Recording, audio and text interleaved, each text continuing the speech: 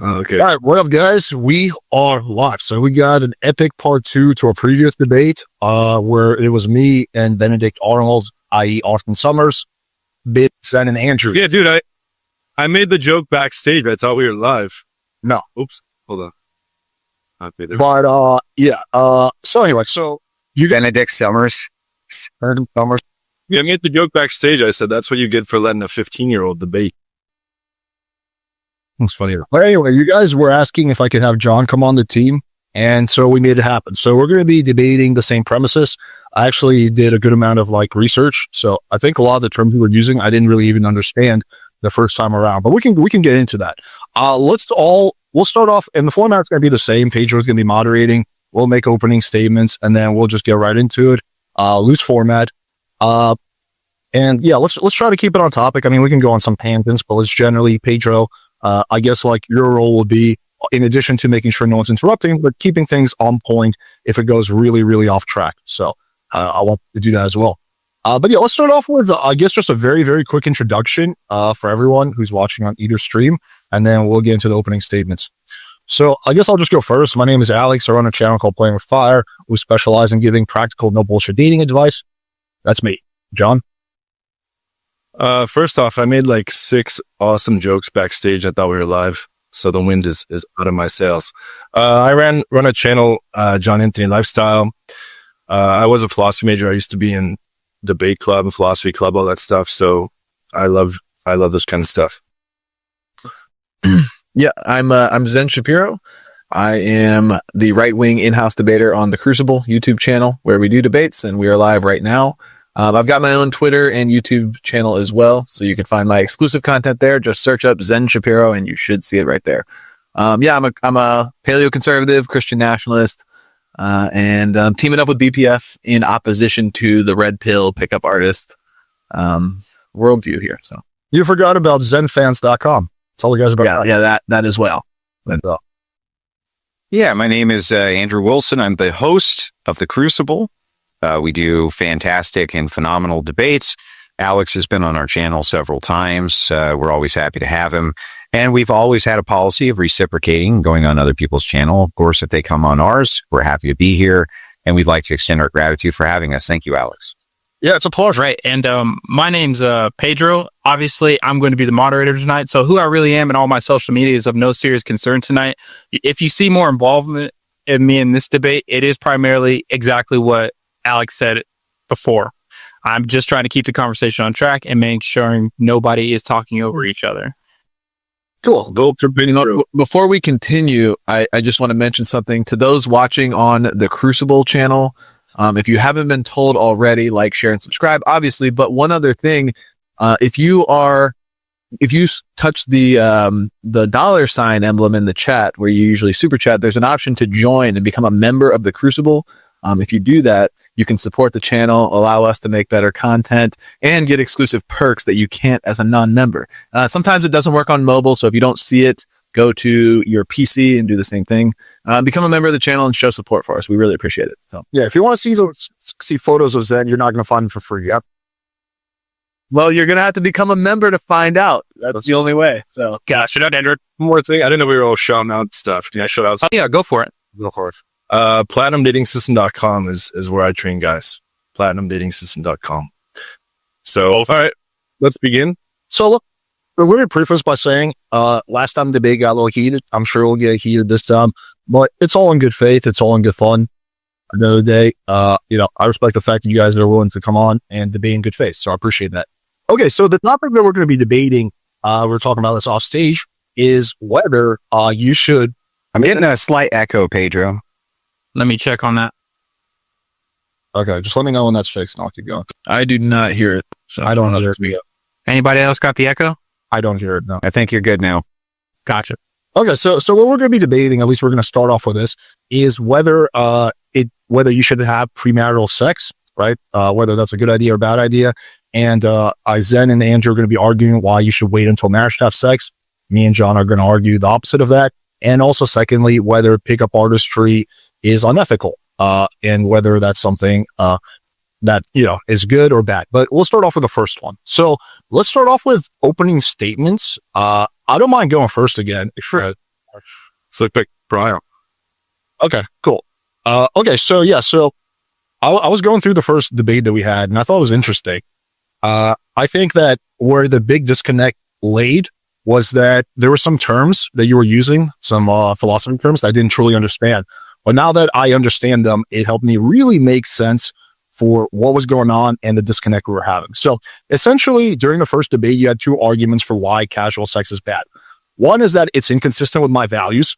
The problem with that is that you may massively strawman my philosophy and worldview as utilitarianism. I don't think you do it on purpose, but I think that's what happened. Because at the end of the day, I'm not utilitarian. I have personal values, and I think you should live by those personal values. And I'm not all about just doing what's good for the collective. So hypothetically speaking, if someone was to say, Alex, if you rape a girl, but no one finds out and that rape winds up benefiting the girl, would you be for it? A utilitarian would argue yes. I would say no. Or for example, if I have a choice between a trolley hitting my girlfriend or killing 20 innocent people, I would have the trolley kill 20 innocent people. So I think what my philosophy is, I want to clarify this. I don't think you should do what's best for society, but what's best for yourself, as long as you're not directly harming others. So that debunks kind of the first argument that happened during the second one. Your second argument was religion, which again, not to hope you don't take offense to this, but to anyone who's not religious, that's not a convincing argument. So I guess during this debate, I want to see if you can present a solid argument without straw manning my personal beliefs and not involving Jesus, why casual sex is bad. All right. John, you want to take it over from there? Okay, so just to be clear, the two arguments are no premarital sex. Oh, and what's the second one? The second is why is pick of artistry good or bad? Okay. So regarding the first one, I actually was raised very Catholic, so I was planning on waiting until marriage to have sex. And once I got to college, I realized that everyone was like a different religion, and it was only because their parents raised them that way. In 95% of cases. And I was arguing, hey, this is why Catholicism is right. And they were saying, no, this is why this other system is right. And what I realized is it was all a charade very quickly. And I easily could have been assigned one of those other ones and would be defending an alternative position. Some people try to reconcile that by saying that all things, they're all this part of a bigger system, or that's not true because they're threatening and offering different rewards and punishments. And so that kind of like started a lot of my doubting. And I majored in philosophy and cognitive science and psychology and computer science and learned about how the brain works. And that got rid of the soul. It got rid of the idea of free will. It got rid of the idea of any kind of afterlife or real true purpose. And then I discovered Nietzsche and philosophy and found that my views very closely match his. So I kind of shifted my life path. Fast forward, I'm now tattooed. This means 500 girls each. So I just recently hit 1,500. But I love my life. I think it's much more satisfying than if I was, put it in my room with a sign that said no girls allowed. I already made that joke backstage too. But, to your point, also, it's not natural evolutionarily. So that's like our only purpose on earth is to reproduce. And monogamy is not natural either. That came about with the church and the state. There's no evidence for monogamy in humans if you study neuroscience or the anatomy of a human brain, or they found pieces that are related to monogamy. We don't have them. So, did I cover both of those, or what was? I'm trying to remember what the second one was. Well, this is just your opening statement, so you can talk about whatever you want. So I was about as religious as it gets. I was praying daily. I was going to church every week. I didn't miss a week of church for the first 18 years of my life. So, I've been on that side pretty hardcore, and I know a ton. I've read the Bible multiple times. I've spoken with lots of priests. It's probably the area that I devoted the most time to in my life besides learning dating, because when I first started doubting it, I was so terrified I would go to hell that I had to convince myself in whatever ways possible. And so now I have like hundreds of arguments against it. But yeah, I'll diverge from there. Thank you for that. All right. And we're going to move over to Zim. But just before we do that, ladies and gentlemen, I want to remind you, submit your questions to At the Crucible during the entirety of the debate, and I will field them at the end. Then take it over. Okay. So first of all, just want to point out a little bit of irony. with our friend John Anthony saying that it follows from the evolutionary worldview that we should be reproducing, but he has supposedly a 1,500 girl body count and probably far less children. I have a respect. So Okay, yeah. Has 1,500 body count, a vasectomy, but believes in evolutionary worldview where we need to be reproducing. Just a little irony there. We can talk about that in the actual back and forth if we need. But to stay on topic, we already had our first couple rounds with Alex, BPF, and I did, and we've approached it from as many angles as we possibly can to show why, even by Alex's own metrics, the casual sex, promiscuous sex lifestyle, the pickup artist, the red pill doesn't really work for their metric of morality or really any metric of morality. Maybe John can bring us a new avenue to approach and show us why it does work, or show us why ours doesn't work in our worldview. But we generally, we can approach it from, won't understand, and you haven't yet. So there's really no reason to do that.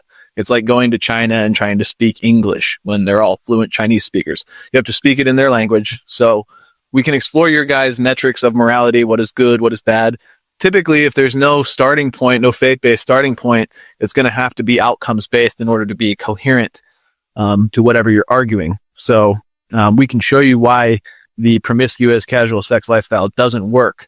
By whatever means we need to do, we'll go there.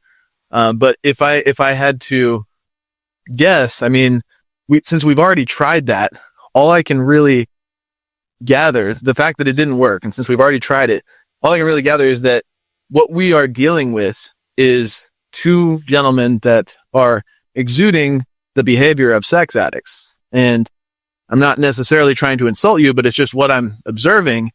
And when you have an addiction that is blinding your lens, where you cannot see anything beyond what you deem to be good for your desires, similar to any drug addict would have, it's going to be hard to be honest with yourself and see why you could be wrong, because you have to give up a lot of the pleasureful desires that are being fulfilled in your current lifestyle. So that's kind of, I think, the blockade we might be dealing with, and maybe why it hasn't been as productive the past couple times. But we're going to try again, and we're going to try a new angle, or we're going to try our best to make this one work. So, with that being said, I'll kick it off. Well, one more thing. If we get to a point where we find that even by your own lights, what you guys advocate for, the lifestyles that you live, are immoral or are wrong, and let's say it's admittedly, what follows from that, I think, is that there's no valid reason to take someone serious that is admittedly immoral by their own metrics, by their own lights. So that would be a question that would have to be answered: is if you're immoral and you know it, and you're acting immoral and you know it, why should anybody listen to anything you have to say? So that's it. All right. Thank you for that, Zen. And then we will lead off with Andrew. And then after that, the floor will be open. Yeah, I hope you guys don't mind. I always write my opening down, just so that it's very clear. But I did just want to respond to a couple things in these other openings really quickly, because they were regarding a previous debate. First, Alex, we didn't say you were a utilitarian. We said you were a consequentialist. Utilitarians have a specific framework for consequentialism. We just said that you view morality based on consequences because there's just no other way for you to really view it. You asked if we would make our arguments from some other standpoint besides because Jesus told us so. But that's a perfectly rational way to establish your ethical framework. So we don't really need to do that. But I will, just to kind of humor you. But we don't need to. That's all I'm saying. So, and then also, John, I'm glad that you brought up Nietzsche as being your favorite philosopher, as he died of syphilis. So I thought that was some of the greatest irony I had heard of the night. But let me dive into my opening here. If I ever get syphilis, I'll get it cured. Don't worry. Yeah, well, they have antibiotics now, but not in Nietzsche's time. First and foremost, let's dive into pickup artistry. We have several definitions at our disposal but we're going to go with the most charitable one for our opponents we possibly can, or at least that we have heard thus far. The definition being that pickup artists teach the skill to men to be imbued with confidence and competence in approaching, talking to, and eventually dating, whatever that preference means, whether it means fucking or going to a movie or whatever. I like that you guys are religious and swear that's going to make things better. Yeah, whatever it is. Yeah. Well, This is just the opening statement. So let's be hurried and let it. you know, swearing's not cursing. So the cursing means to put a curse on someone. But anyway, whatever that means, what I didn't expect is that we might have to define woman. I was surprised to note that perhaps within this definition, we didn't actually need to go into that objective, but I think that we do. And the classification of a woman for me is simple, which is an adult human female. I was surprised to learn that Alex's co-debater has had, I think, sex with men and claimed them to be women. I can't imagine a single metric in which that's good for society or for the young men they are supposedly. I mean, isn't that like a personal check, Pedro? I mean, I don't know. Well, it's just for his opening statement. He can so during your opening statement, you can lay out any kind of points you want, and then you can attack that when the floor opens. I'll make sure though, since he is laying out those charges, that you guys get the first round of questioning. Okay. Yeah. I can't imagine a single metric in which that's good for society or for the young men they are supposedly trying to reach with their pickup skills. I can't see how this would be good for the family dynamic or the red pill, even in general. I can't see how this tracks for a societal or even a personal good, but it brings us to a much broader point. I don't think either of our opponents can possibly justify pornography, for instance. Within both our worldviews, it would necessarily have to be bad. From the Alex perspective, just using empiricism and science, we can clearly see the damage porn does to society, in men in particular. It rewires the brain and sexual gratification sensory, requiring more and more viewing in order to reach a climax, which necessarily requires worse and worse veins of pornography to do so.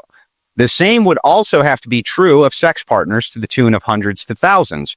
This would have the same porn-like effect for a man, where crazier and weirder sex acts would be required to climax, like perhaps eventually having sex with a transgender person when you say you aren't a homosexual, as an example.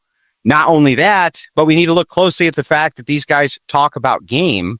I'm a hunter. Hunters talk about game. Game is what we hunt. Our pickup artist friends over here also hunt game, and what they mean by game is what we mean by game. The thing they are hunting is women. Of course, this is insane because the point of their hunt is the trophy at the end. And that must necessarily be true from their position as well as ours. This means, ladies and gentlemen, they consider pussy a trophy. I'm sure that empowers men everywhere now, doesn't it? I'm positive women are totally unempowered by the knowledge that simps everywhere view their vaginas as a trophy. Unlike the deer, though, women do have high cognitive function just like men and use that to their advantage, creating even further disempowerment for men. I'm sure women everywhere are just as upset as can be knowing men are hunting for their vaginas and sexual gratification and will in no way take significant advantage of that at an intuitive and societal level to stack the cards in their fucking favor. This entire idea of pickup artistry is immoral, inconsistent, and it's fucking stupid, to be honest with you. It's counterintuitive to its own goals, which, if we look at my original definition, is supposed to be to empower men. And that's my opening statement. All right. And I'm going to open the floor specifically up for Alex and John, because those are a lot of charges laid out. John, you talked first, and I want to give you the floor, actually, so you can actually levy some questions towards Andrew. So I'll let you guys go first. Go for it. Unless you want me to go first, John. It's up to you. No, I want to.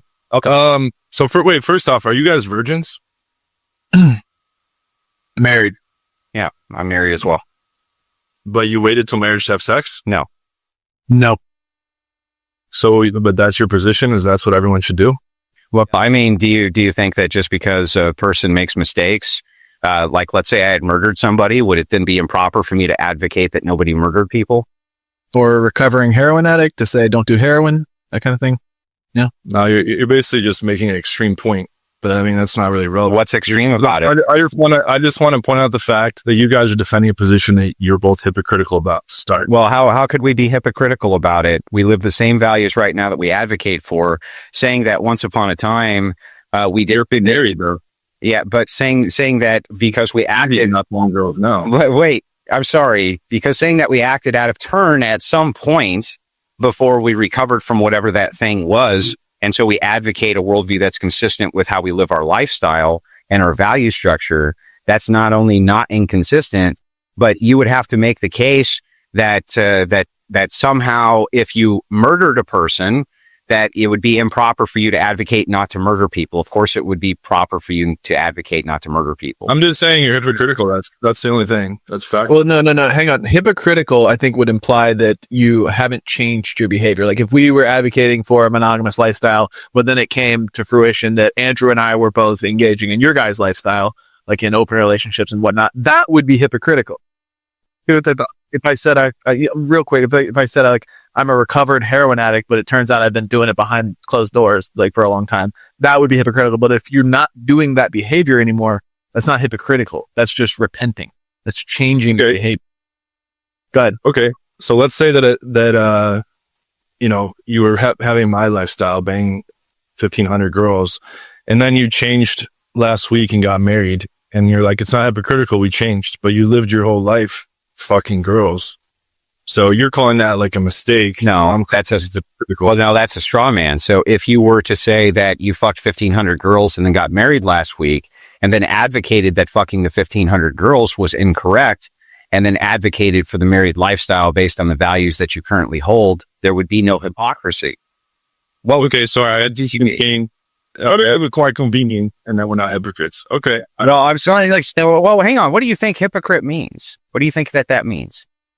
I think that if you guys didn't wait till marriage, you don't know what it's like in the fucking pain that men are going through. I get clients like this all the time that are like, because I'd like to know what you think hypocrite means, though. Would not an example? Someone who's living a life different than what they're proclaiming, like the Russell Coaches. You were. But are we currently doing that? No, but in your examples, you're when eggs and surgery. Well, giant changes on the dog. We can't currently be hypocrites. We could only be hypocrites. So you were past.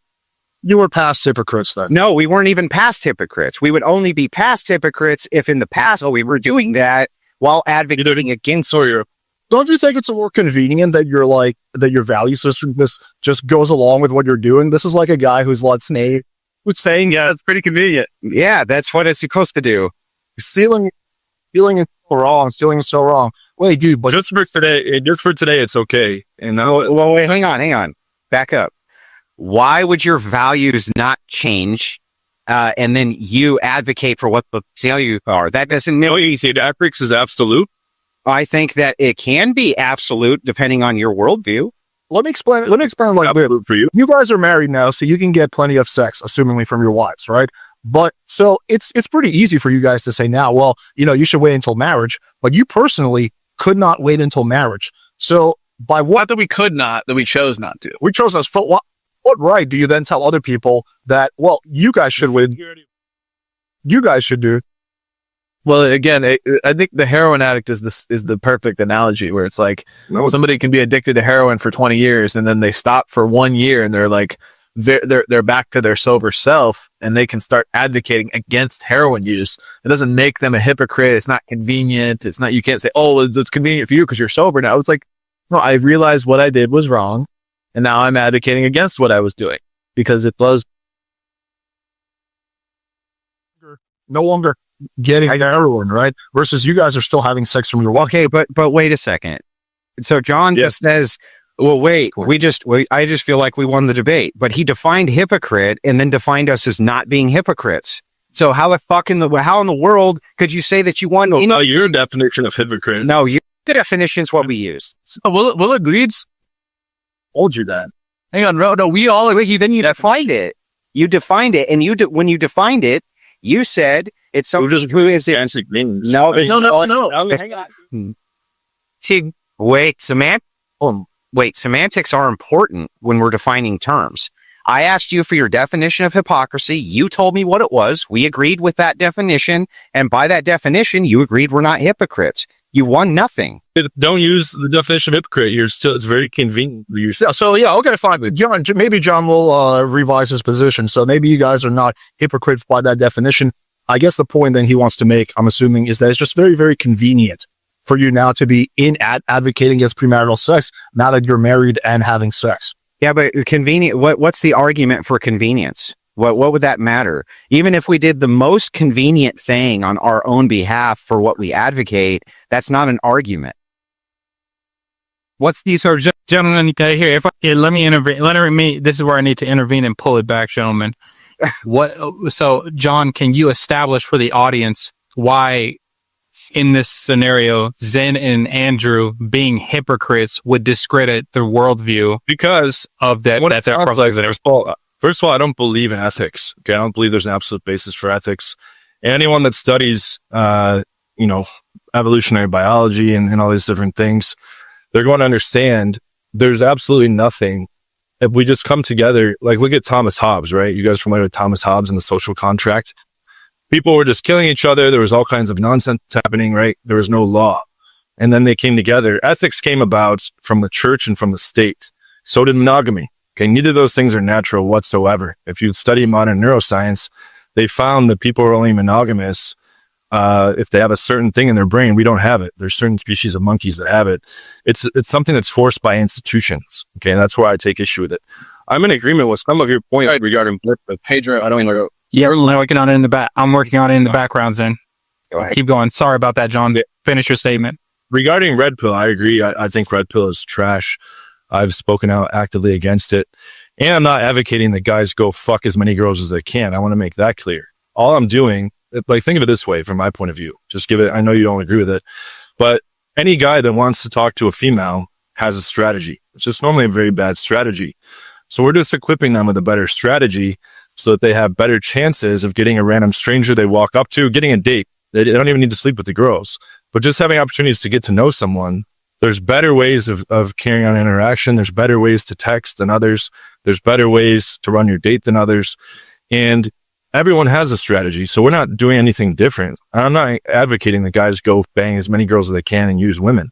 All I'm doing is giving them better strategies so that they can have more dates and find a girl they click with, and then they can settle down in a relationship or a marriage, or they can go bang more girls, which I think is also fine. It's really up to them and what they want to do. But most guys are going to end up with an ugly wife if they don't develop some character and other things that come along with dating a lot of girls. So you see the what of their wives, or is that? I'd like to respond. Well, I'd like to respond to you. I'll just add to that before they respond, or should... I mean, that's a lot of charges laid out, Alex. They need to be able to address that. So, Andrew, you go, and then Alex will throw it back to you for your questions. Okay, fair enough. Okay, so first and foremost, you say that you're not advocating. Yeah, like I said in the original definition, which it sounds like you agree with that I laid out, the most charitable one that we could come up with is that you're just equipping men with the tools in order to gain the confidence that they need to approach women. And then what they do with the tools from there is up to them. Would you agree that that's kind of what you're saying here? Okay, so you would agree that that definition essentially is correct, the charitable one that we're using to describe kind of your outlook on this. Yes. Okay, well, if that's true, then you have to reconcile that with the fact that you're fucking 1,500 women, right? That's different. That's me. I'm a sex addict. Yeah, if in order to reconcile this, you're saying that as an example, you being an example in this case for your audience, what cues are they taking from you? Are they taking the cue to go fuck 1,500 women, or are they taking the cue to go settle down with a nice wife? Which one do you think is more likely? Probably the cue about banging a lot of girls. Yeah, probably. So when we talk about your value structures and your morality, it's fair for us to assume that when you guys say to us, we're just trying to equip men with the right tools to do the right thing, that you're kind of full of shit, because you, by your own admission, you're saying what men are going to do is take my value structure and apply it. Okay, cool. Can I respond? Can I get my retort to it? Because I want to clean up what John said earlier, because actually engineered a somewhat decent point. It's not the perfect. I think a much better way of phrasing that is it just hurts your credibility. It's like a person who used to steal to feed their starving family. But once they move to a first world country where food is abundant, they go on and they say, oh, you should never steal to feed your family. It's so unethical. Meanwhile, you used to do the same thing when you didn't have food. It's the same thing here. Yeah, now that you're getting sex from your wife, you're saying, oh, it's so unethical to have sex, outside of wedlock. But then when you didn't have a wife, you were doing that. So I don't think it's hypocritical. I just think it hurts your credibility. The hypocritical. Alex, just to kind of throw a wrench in that, like, well, real quick, the analogy here is that, like, if you just really, you're gonna gish gallop. I want to throw a wrench. And Zen, you have to let him finish. I think this is where you got to take notes. I will give it to you, Nick. Finish, Alex. I take massive amounts of notes. Let me finish this point. I'm almost done. The hypocritical part, I will actually point out the hypocritical part. The hypocritical part came in the first debate that I had with Andrew when he was accusing me of encouraging behavior that hurts health because admittedly, if you have a lot of casual sex, you can basically catch an STD. There's a small risk of that and that hurts your health. The hypocritical part is while he's saying that, he's chain smoking cigarettes, which directly hurts his health. So that is the hypocritical part. That's a hypocritical component. The previous thing about you guys having sex before marriage, that just hurts your credibility. So let me tell you, like, if in regard to your first analogy about like living in a third world country where you had to steal food to survive, or just living poor where you had to steal food to survive, and then you acquire a solid grounding for your quality of life, and you don't need to steal anymore, and you say, oh, that's immoral. Well, to make this perfectly analogous, wouldn't it have to be the case that we were like incels? And I mean like the literal definition of incel, like involuntary celibate, like. We're celibate, but we aren't doing it intentionally. We just didn't have access to sex. Now we've got a wife where we do have access to sex, and we say that it's immoral. What if the two of us actually did have access to premarital sex and we were doing it, so it was available. It was available to do. So it's not like the food. It's not like your analogy with the food where it wasn't available. So if we actually have access to sex and we're not, and then we choose to go into a monogamous marriage, then we aren't doing it out of necessity because we already had access to the sex prior. We're not just doing it because it's so convenient and it makes us these moral grandstanders. We're doing it because we do truly believe that's what's right. We're not just hypocrites. And Alex, but you didn't have access to your wife. That's the thing. You were that, so it is analogous because you did not have access to your wife because you weren't married yet. That's why you were having premarital sex. well, Alex, But now that you're married, now you're saying you shouldn't do it. let's say You hurt the credibility. I just want to ask you this, okay? Because I need you to kind of understand this concept. I know that John does. He's got it down pat. But Okay.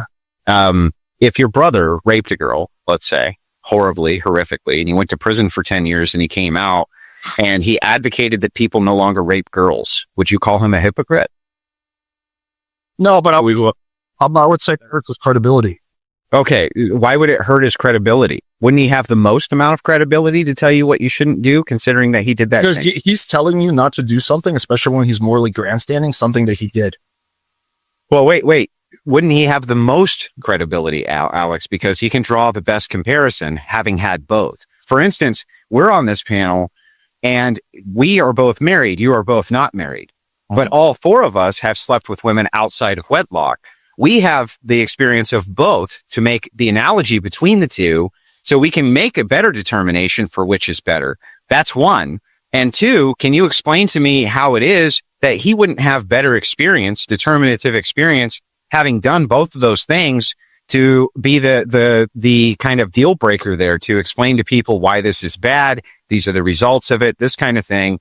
And you would say that he has no credibility, even though he himself experienced it, did it, this type of thing. You think that makes a lot of sense, Alex? It takes away from his credibility when he's advocating against something that he used to do. And also, I think the analogy isn't perfectly analogous because we're talking about something, we're talking about sex right now.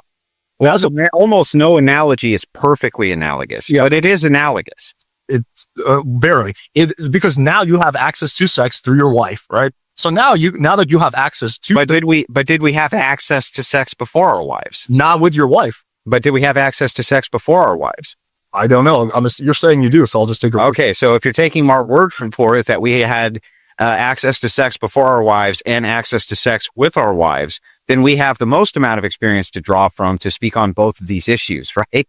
Yeah, but it's also a major credibility issue because when you weren't married, No credibility issue. okay, well, if you let me finish, I'll explain. Before you were married, you were like, oh yeah, you were thinking, well, I guess there's nothing wrong with having premarital sex. Now that you get married and you have your wife's pussy to fall back on, and then you're saying, oh, well, people shouldn't have premarital sex when it was something that you were doing before you had access to your wife's pussy. It's just not, this isn't the right avenue to go down, dude. It's like, I mean, literally, you could do this with literally anything. You could say that like a 2-year-old doesn't have access to mathematics, but then when they turn old enough to, comprehend mathematics, now they're using it to their advantage. Oh, how convenient. They didn't have access to it before, but now they do. Like, I mean, you could literally apply that. You could apply what I just did with anything and it would, it's Okay, let me try and do my job. Well, how's it not the same, John? A 2-year-old didn't have access to mathematics. So you're saying, and you're not quickly. Let's walk through it. Let's walk through it slowly. 2-year-old didn't have access to mathematics. Pre-married man did not have access to married sex. Okay. Go on. We're go ahead. okay. And no, continue from there. What are you saying? Okay. So what you're saying is that it's not the same. I'm showing you why the analogy is exactly the same. 2-year-old didn't have access to math. Pre-married man did not have access to married sex. 2-year-old grows older. He now has access to math and now he's using it to his advantage and whatever. Married man now has access to married sex and is using it. There's no ethical implication with math. Well, there could be an ethical implication for math. Let's say you were a member of a math cult and you derived all ethics from math. You could do We're already shown his analogy doesn't apply. He just, why?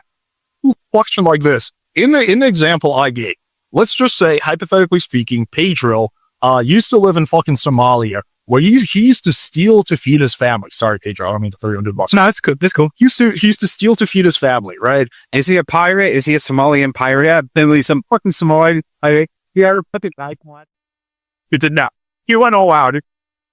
He was like Eric Cartman, right? Everybody's rich. Then he moves to America, and then he gets a job, and he has access to food. And then he's like, you know what, guys? I think stealing, even if it is to feed your starving family, is morally wrong, right? Wouldn't you say that hurts his credibility because he used to do that same thing before he had access to the food, i.e. Racist his credibility. But before you guys go any further, Alex, I want to tell you right now, I am so much against the woke culture. I give you my I dealt it to you right now for the future to use in every other day. You have the black card, so use it at your disposal. Max the sucker out. let's give him an end pass.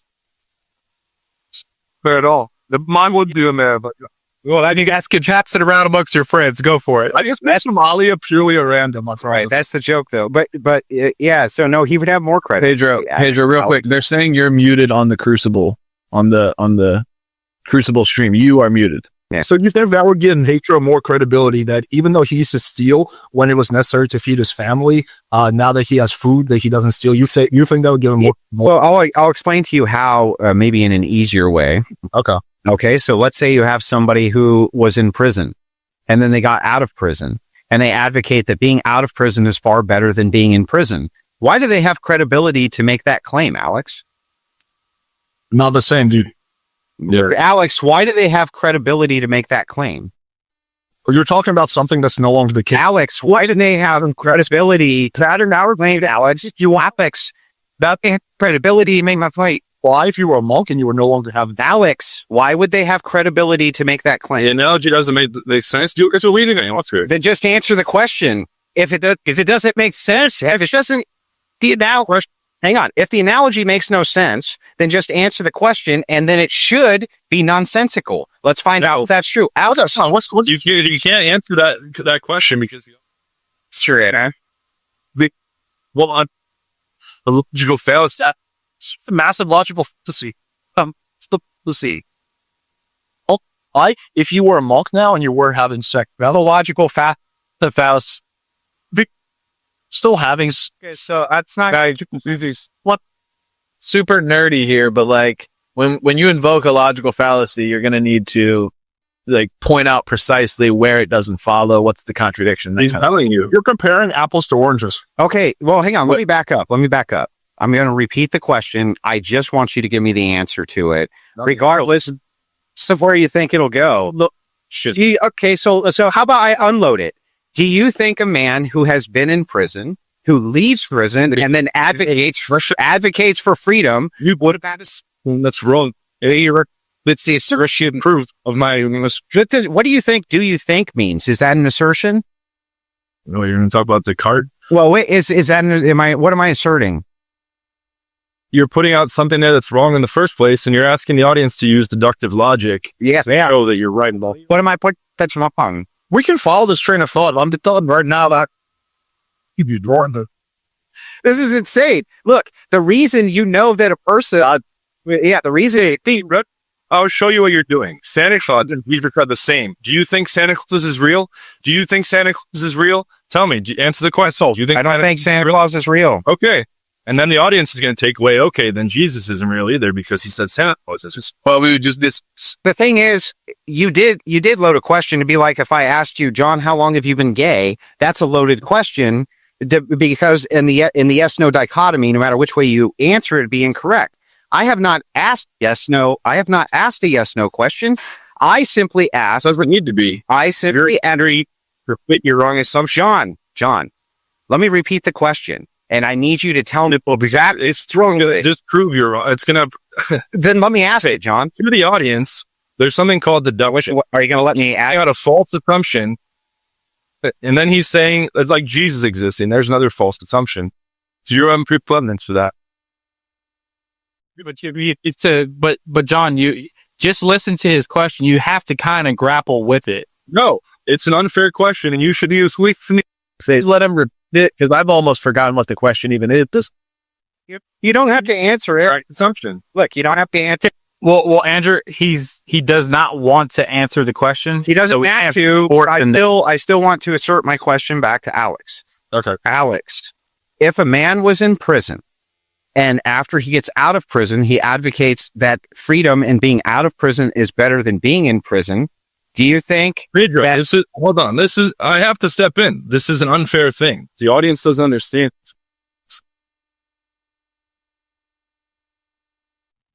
Literally, when we roll the steps, yes, then you're only going to create more chaos. John, I'm telling you right now, I understand as another debater why you don't want to answer the question. That's cool.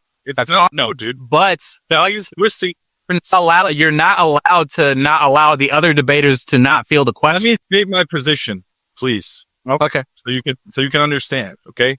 With his example where he said to me, "Are you gay?" Answer the question, right? Or do you like men? What was it? that wasn't the question? The question was, how long have they been gay? Okay. So for the record, I'm not into dudes whatsoever. No, that's not. These guys in Glasgow, manager? No, you're fucking not, dude. I don't believe you. When did you drop out? That's an unloaded question. When did you drop out of? I'm sure I'm 100 times forbidden. You could be in a fuck sick, but does it get personal? It doesn't need to get personal, John. I get what you're saying. Just let Alex try and interact with Andrew's question. Dude, Let me finish. this is off the rails. Okay? You can't fucking load up a question with a bad assumption just to get a little show for the audience. What's a bad assumption? Pedro, they speak your. Sorry, hey guys, I'm sorry, Pedro. They still can't hear you. And that is in, but the mind at the same time. And then he says, you guys are scared to answer the question. No, he's making an unfair move. And as a referee, you need to call it out. Tell me, you still ended up not explained what's loaded, what the unfair assumption is, what the We have. Yes, he has. Why don't you do it again? And we're going to be quiet on this side, but you need to actually explain the logical fallacy or the assumption that I'm making that's incorrect or anything like that in just asking this question. That's insane, but you got the floor. Okay, I'll let Alex feel it because I like the way he put it. Yeah, well, what I'm saying is is that you're comparing apples to oranges and you're setting up a premise or you're pretending like we're comparing apples to apples. I will happily follow your train of logic. I'm just pointing out that it is flawed. So if you want to ask this question, I will humor it. But because I don't want the assumption made that I'm afraid to answer questions, but I'm telling you, like, your line of logic right now, where you were going is entirely flawed. Because again, Explain why. So everyone can know. we want you to admit that apples are apples when they're oranges. And Pedro's saying we're scared because we don't want to say apples and oranges are different. He's not saying you're scared. He's not saying you're scared. in the example that Andrew, that he was going with, he was going to say, well, a person who gets out of prison doesn't have a really good basis to talk about, why going to prison is a bad thing, right? And he's going to use that to compare it to his own situation where he was, he was having casual sex, but now that he's married, he's more or less reformed. But that analogy does not apply because he's still having sex. It would only apply if Andrew was now a monk who completely abstained from sex, and his argument was that sex is evil. Then that analogy would be analogous, and that would be perfect. Then you can make that. All right. Then you ought to be able to make a claim against this, or you ought be able to answer it in a way that makes sense in the context of what you're saying. So let me field the question to you one more time. No, he's doing it again. This is fucking dumb. He ain't gonna understand what we're doing. Hold on, James. I've already pointed out why the John, so it's not analogous. I reject that, and I can prove it by following logic, and we're going to determine which one of us is correct and which one of us is wrong.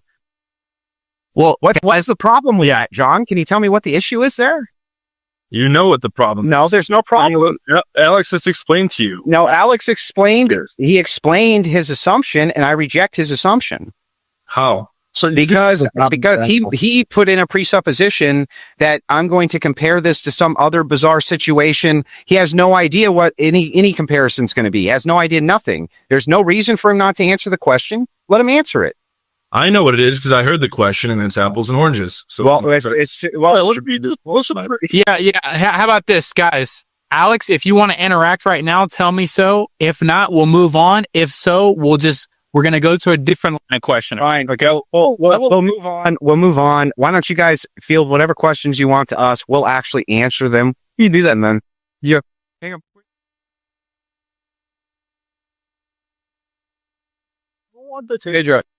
Pedro, unmute. Hang on. I just want to tell Pedro, unmute yourself, mute yourself on the Crucible stream and then send all your audio through here. And that way, when you're sharing the audio, it'll just feed through the Crucible, but mute yourself on the Crucible stream. Gotcha. Good to go. Okay. So yeah, I don't want to set the precedent that we're not answering questions. That's not what it is, dude. You know that's not what it is. He's scared more. Listen, I'll fucking leave. If there's going to be an unfair fight, I'll fucking leave. Like, Pedro's not doing his job, straight up. But I think it's like, well, Alex, I gotta say right now, I'm not Captain Save-A-Ho, so if he wants to leave, he can leave. But different line, we can move to a different line if we want. Yeah, but I'm not. Dude, and we're not scared to answer his bullshit line of questioning. Okay, no one said you were scared, John. yeah, no. Let's just get occasion. He said, "We'll start dance." Alex, really quick, even as a fellow debater, John, I know what you're saying. I understand what you're saying. I know why you're discrediting the argument. I get it. You don't want to answer the question. I would, in some instances, say the same thing on different subjects if this kind of thing has been done. I'm not calling you afraid.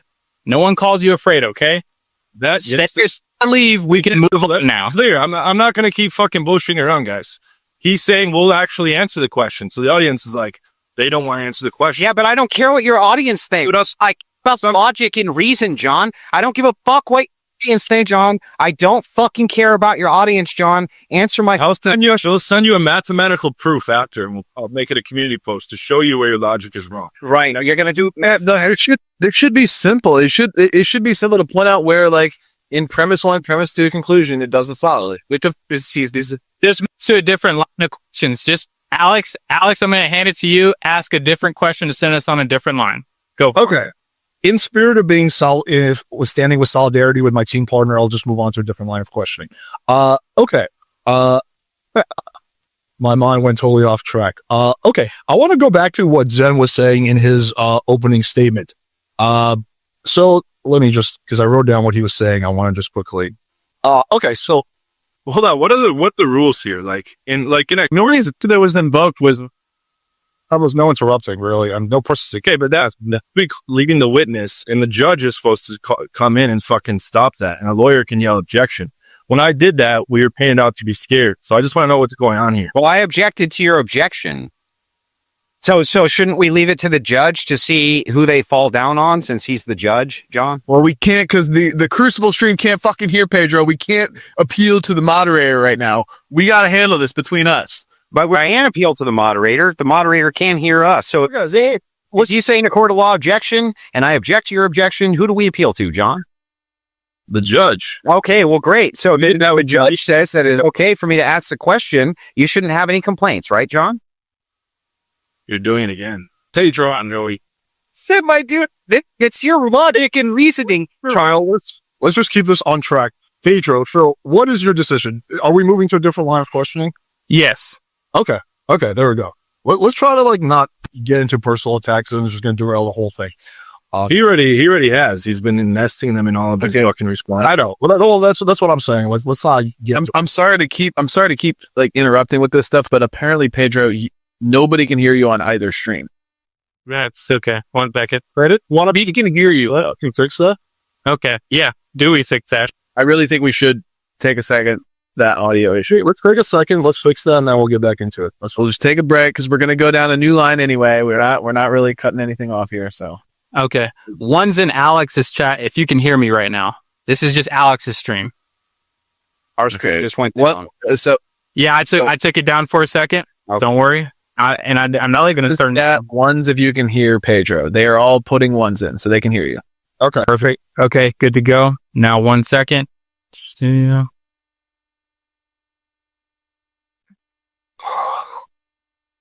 Okay, so it's good on Alex's stream. On the plus side, we have 370 live viewers. So, Yeah, we're chilling. Everybody hit the like button. yeah.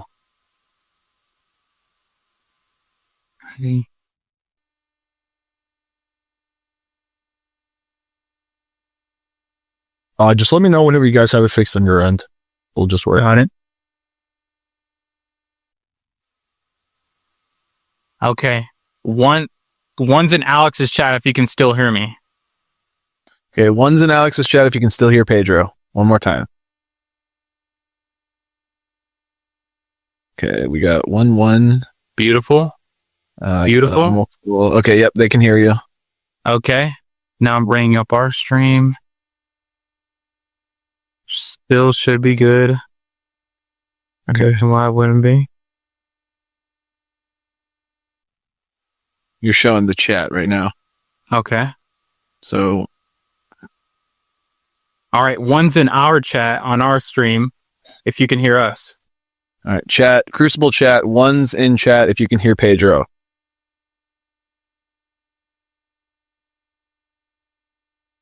Still says muted. Got 0.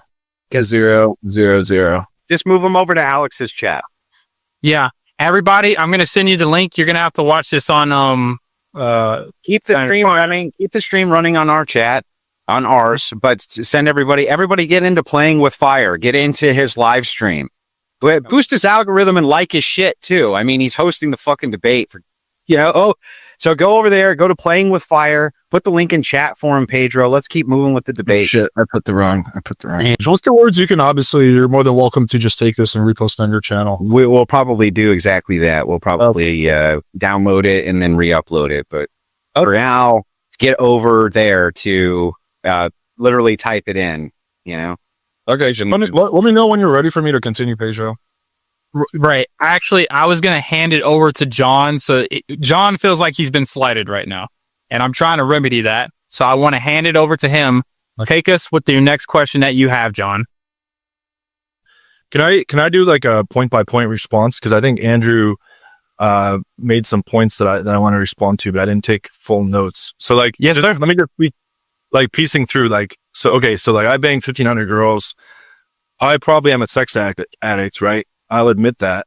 But I tell my students very clearly that the goal is not to bang a lot of girls, even though that I did that. I tell them that that's how I made the system so good because I evolved and optimized it with all that data. Well, does that make you a hypocrite, John? No, because I tell them they can't bang a lot of girls if they want to. No, because they can bang a lot of girls if they want to. I don't give them any. Well, that's awful convenient, John. It's awful convenient, isn't it? That you're just flowing whatever your ethical flow is with what your current belief. I don't have an absolute basis for ethics. Right. So the thing is, though, is that aren't you being hypocritical by levying that same charge against us in your internal critique? That makes no sense, John. No, because I'm not advocating that guys shouldn't fuck a lot of chicks. I'm not doing the opposite of that. They can go fuck a lot of chicks if they want. I'm not defining what their direction is. I'm just equipping them with a better strategy. Right. But earlier we had already gone over this, and I asked you which one do you thought was more likely, if you thought that they were more likely to follow the in suit for what you're doing, banging 1,500 chicks, or if it's more likely that they're going to go like settle down and get married. And you had conceded that you thought it was far more likely that they would follow suit with you. And We did a poll on this. We did a poll on this on our channel, and 40% said they want to date multiple girls. I think like 20 or 30% wanted to have a monogamous girlfriend. So the reason why I make such a big deal out of how many girls I slept with is just to show proof that I've actually gone through and done all these situations thousands of times. Okay, so then by your poll, I'm correct, and you were correct in your assumption that most of them are going to follow suit and try to have sex with lots of women, right? But would you agree on that?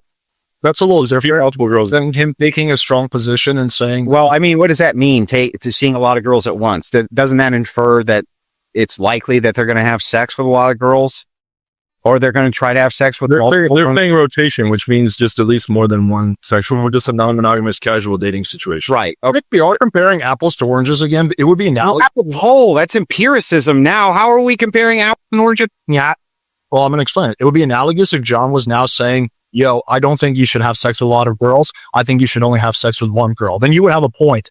If he changed his position like that, if he did a 180 on that position, then you would have a point that it would be extremely hurt his credibility. He's focusing on the dimension of just what I appear on the, like, when on my channel, when I'm talking Right. about banging a lot of girls, what are guys going to take away from that? But that's just a problem potentially with the messaging. I try to use that as proof to show that I'm different than these other guys in the space, but I agree that the messaging could give guys the wrong idea. Right. And we've actually noticed that internally, and we've made adjustment over the past couple months to not focus on that as But your own internal polling shows. that 40% want to be dating more than one girl. Right. So your internal polling shows that regardless of what the adjustments, That doesn't mean tons of girls. okay, even if it doesn't, it's going to be more than one in a monogamous relationship. And certainly none of them are clamoring to get married if they're dating old school girls. Like, He's not saying it's bad. He's not going the opposite direction. He's just saying that he's agnostic about it. He wants his clients, as far as I understand, to do what's best for them. I'm just giving another strategy. I'm not even arguing that. Is that correct, John? Like you're kind of agnostic about this. You don't care if your clients use strategy. No, I don't tell them at all. I don't tell them at all that how many girls they should be with or that they should date multiple girls. You're agnostic. Yeah, you're agnostic about their goals. All I'm doing, like let me simplify my position more. Like, if you realize that, like, let's say a guy that knew nothing about formal pickup, realized that when he says like A versus B, the girl responds more positive to A, and he tells his friend like, hey, try saying this instead. He's just now taught that guy a better strategy that's going to, in the long run, presumably, small sample size, but for the argument's sake, we could increase the sample size. If there's a better move at certain junctures, and he told his friend about that, then that would be increasing his odds of getting more dates. So that's all I'm doing. That's my only job, is just to give guys. John, we've already established. Guys all have a strategy. It's just a bad one. Yeah, but John, we've already established, both of us, that coincides with our very charitable definition of what you guys think you're doing. Our counter argument to that is that's nice that you say that that's what you're doing, but what's happening in reality is you're training men to be simps for lots of vagina. And then when you do an internal poll, essentially proving that that's true. Now we have empirical evidence to go with our argument. Yeah, hang on. I'll finish, and then you guys can critique it if you'd like to. Huh? But now we have an internal poll essentially proving that that's exactly true, that these men want to have multiple relationships with multiple different women. Clearly, they're taking their cues from you on that. Why wouldn't they be? Not necessarily. Well, where else would they be getting it from, do you think? Society, Andrew Tate, people that are popular. I mean, possibly they could be, but don't you think it's likely that they're getting it from the person that they're watching, whose audience they're in, who advocates those values? Doesn't that seem like it's the most likely thing? I think I could point some million thousand bad exempted potentially, but it's different than pickup being bad. Simplify this by just asking John a simple question. John, do you, and what's your answer to this? Do you think it's bad if some of your clients use your content or my content to have multiple girlfriends, or are you agnostic? No. Okay, Agnostic. there we go. And we've simplified this. So again, back to what I was saying earlier, we're comparing apples to oranges. John is saying that I'm going to simplify this very simply. John is saying he doesn't really care if people use his content to get a wife, to get several girlfriends, to have a lot of casual sex. He's agnostic on this issue, which is not the same as you guys, because you're not agnostic on people having premarital sex. You're actively saying that it's a bad thing. Are you following my logic? Sure. Keep going. No, that's the point I'm trying to make. So I'm just listening. It literally has out to you this analogy where you said, well, isn't it a little convenient for you? Like you're basically taking our logic and trying to flip it on John, but it doesn't apply because it's not the same thing. No, it still does apply. And your point has no merit as to where this argument is going. So, well, okay, go ahead. Well, I just want to make clarification. I think we're topping two different things. I agree with his point that I'm potentially setting a bad example, but I thought we were discussing pickup and strategy as a thing on its own, apart from any creator. Well, we are. So there's multiple points which I put in my opening, and I'll gladly bring those points up and we can address them one at a time. The first one is, John, I do have to ask this directly because it is pertinent to this debate. This is not an ad hom, but I do want to know the answer to it. Did you have sex with transsexual women? Yeah, I've mentioned on my channel that I've been with 2 different transsexuals that didn't have, okay, first of all, they didn't have a dick, okay? They had estrogen put into their body. And I read in a lot of neuroscience books that a lot of people can't fucking get it. To me, it looks like a duck, quacks like a duck, it's a duck, okay? I'm not at all, like, for the record, people try to make fun of this. For the record, I'm not even slightly into dudes. A lot of times, the hottest chicks in the club. Apparently you are. I wouldn't. Well, hang on, Zen. Let him finish. Okay. Let's say that one of you guys in your premarital sex days banged a chick that you thought was a 10, right?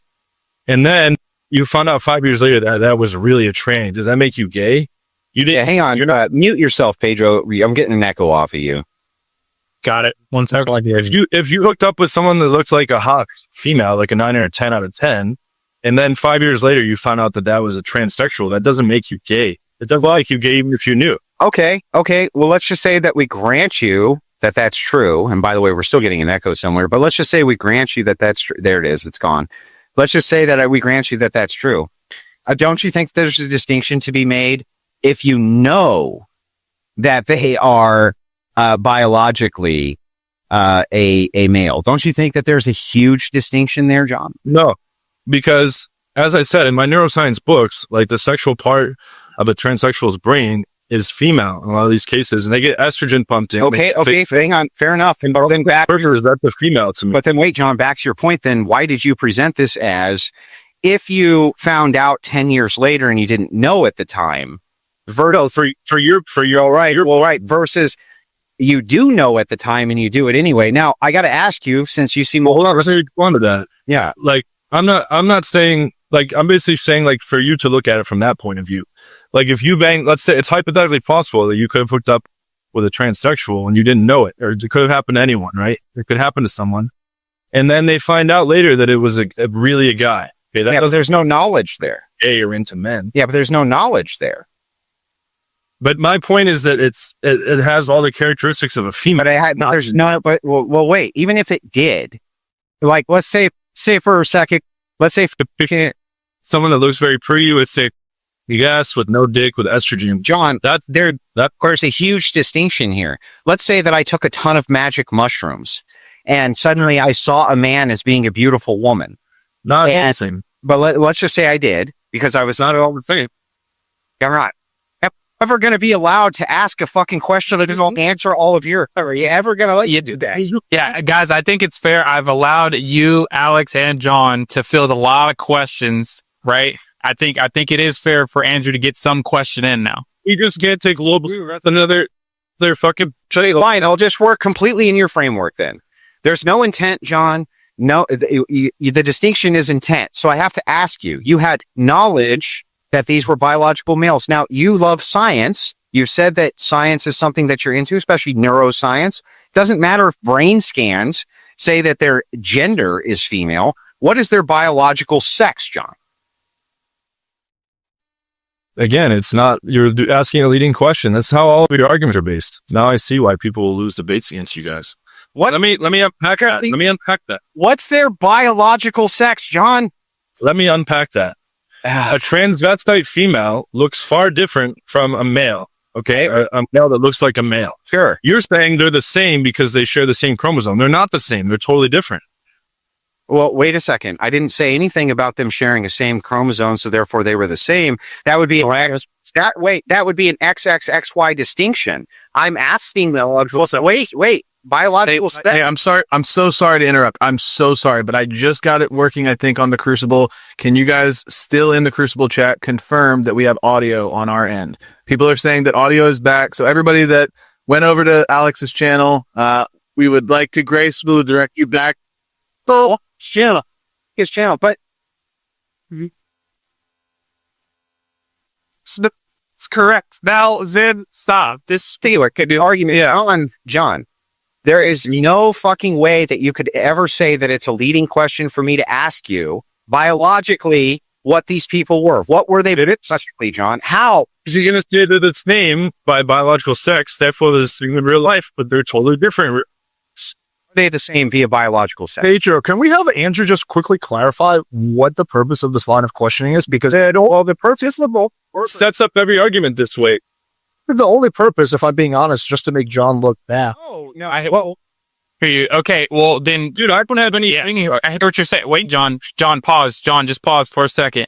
So, Alex may be correct. Andrew, can you give us the end to the line of this framework? Well, Take us to the end. first of all, I'll walk you through everything. First of all, even if the whole purpose of it intently was just to make John look bad, who gives a shit? It's an argument. That's one. Dude, hang on. So I have no problem discussing. Even if this was, I mean, even if that was the whole point, Alex, it's an argument. It doesn't matter. Two, the distinction here is to say to John, if you're advocating pickup artistry for men going after women, right? But then you associate biological men as women, then I'm going to associate your pickup artistry as being slightly different than what you're saying it is. If you associate men who just dress like women who've had bottom surgery or men who've had bottom surgery and putting on a wig as then being women, now we have an entirely new category and distinction for this value structure you're advocating for. This is very problematic for me, and I don't understand it. And you further qualify this by saying, look, my definition of homosexual is same-sex activity. That's the definition you'll find scientifically as well, everywhere. So I have to ask you why this is a straw man or why it's bad to say, what is your sex? Yeah. Well, really quick, I got just Alex. Alex, did that explain or clarify? It's not just a methodology to make John look bad. It is a legitimate attack of the moral system. Well, I personally think this is completely off topic for the. Let me respond. I'll let Don respond. So, okay. So, I'm not at all into guys that look like guys, okay? And I'm not even that into fucking transsexuals. Most guys that I know that have banged multiple hundred girls have fucked a tranny one or two, okay? It's a lot of them have done it. None of them are actually into guys at all, okay? Nor are they gay. It doesn't matter if you say the definition is biologically. Here's the problem with your argument. You can't say that a man that looks like a man and a man that looks like a perfect 10 female are the same because they share the same chromosome or because they share the same biological sex. You can't say that. What? And I just told you why. Because wait, John. Let's say that a person. Let me continue because I want to respond to your points and I'll just let you go through. So let me explain what that means further, right? So for all intents and purposes, if a thing has the sexual brain of a female and it has estrogen in the body and it has fake tits and there's no dick, to me that looks like a duck, quacks like a duck. It's a duck. I don't like anyone could be tricked by that. You can imagine that happening. And then my point of saying, what if you didn't know and then later you found out, you would have enjoyed that experience. You might have even bragged about it to your friends because the girl looks super hot. And then 5 years later, you find out it was a tranny by some circumstance. And now all of a sudden that makes you gay. No, What do you take gay to be? Hold on. What do you take gay You to be? hooked up with that person thinking it was a hot female, okay? And you had the experience as if it were a hot female. And that's what I did those couple times. What do you And it was all gay to be? That doesn't mean I'm into chicks or I'm into fucking dudes. What do you take gay to be? Guys that are fucking sucking dick and taking it in the ass and like men that look like men. You're saying like we could use this for anything. You could say So I don't like- real quick. If a woman, a biological female with a working vagina and let's say no fake dick, no bottom surgery, whatever. But she dresses like a man, cuts her hair like a man, acts like a man. Let's say she lifts weights, she's jacked. And a man has sex with her in the vagina, in the working, functioning vagina that she was born with. Is he gay? Because she looks like a man. No idea how this relates to initial debates. Oh, it's unfortunately like say you will pass it. Would that be gay to have sex with a manly looking woman with a functioning vagina? Okay, let's look. Yeah, let's bring it back. Says on Thursday, no, it says. I think this deserves a clarification once again. I know you kind of made it before, Andrew, but one more time. Pedro, this is crucial. Wait, this is crucial. We're at the pinnacle point. We would just like the answers to these very basic questions. This isn't tough. This isn't hard. Please answer Zen's question. Okay, so if a man is hooking up with something that looks like a hot female, that doesn't make him gay. If a woman is hooking up with something that looks like a hot male, that doesn't make her, or how would it go the other way around? What you know what I'm saying? No, I'm saying if a man like you or me, so just one of us on this panel who looks and is functionally male, and we interpret to be a man, has sex with a manly looking female in the functioning working vagina, is he gay? That looked like a man? Yeah. Yeah, she like has a short hair. With my definition, that would be more like a gay act. Yes. That would be gay? It's the looks like a duck, quacks like a duck thing. It's not having sex on the vagina. Let's say he gets her pregnant too. He's gay, right? You're just playing with definitions. And did he get his boyfriend pregnant then? All definitions aside, I'm attracted to things that look like hot chicks. The end.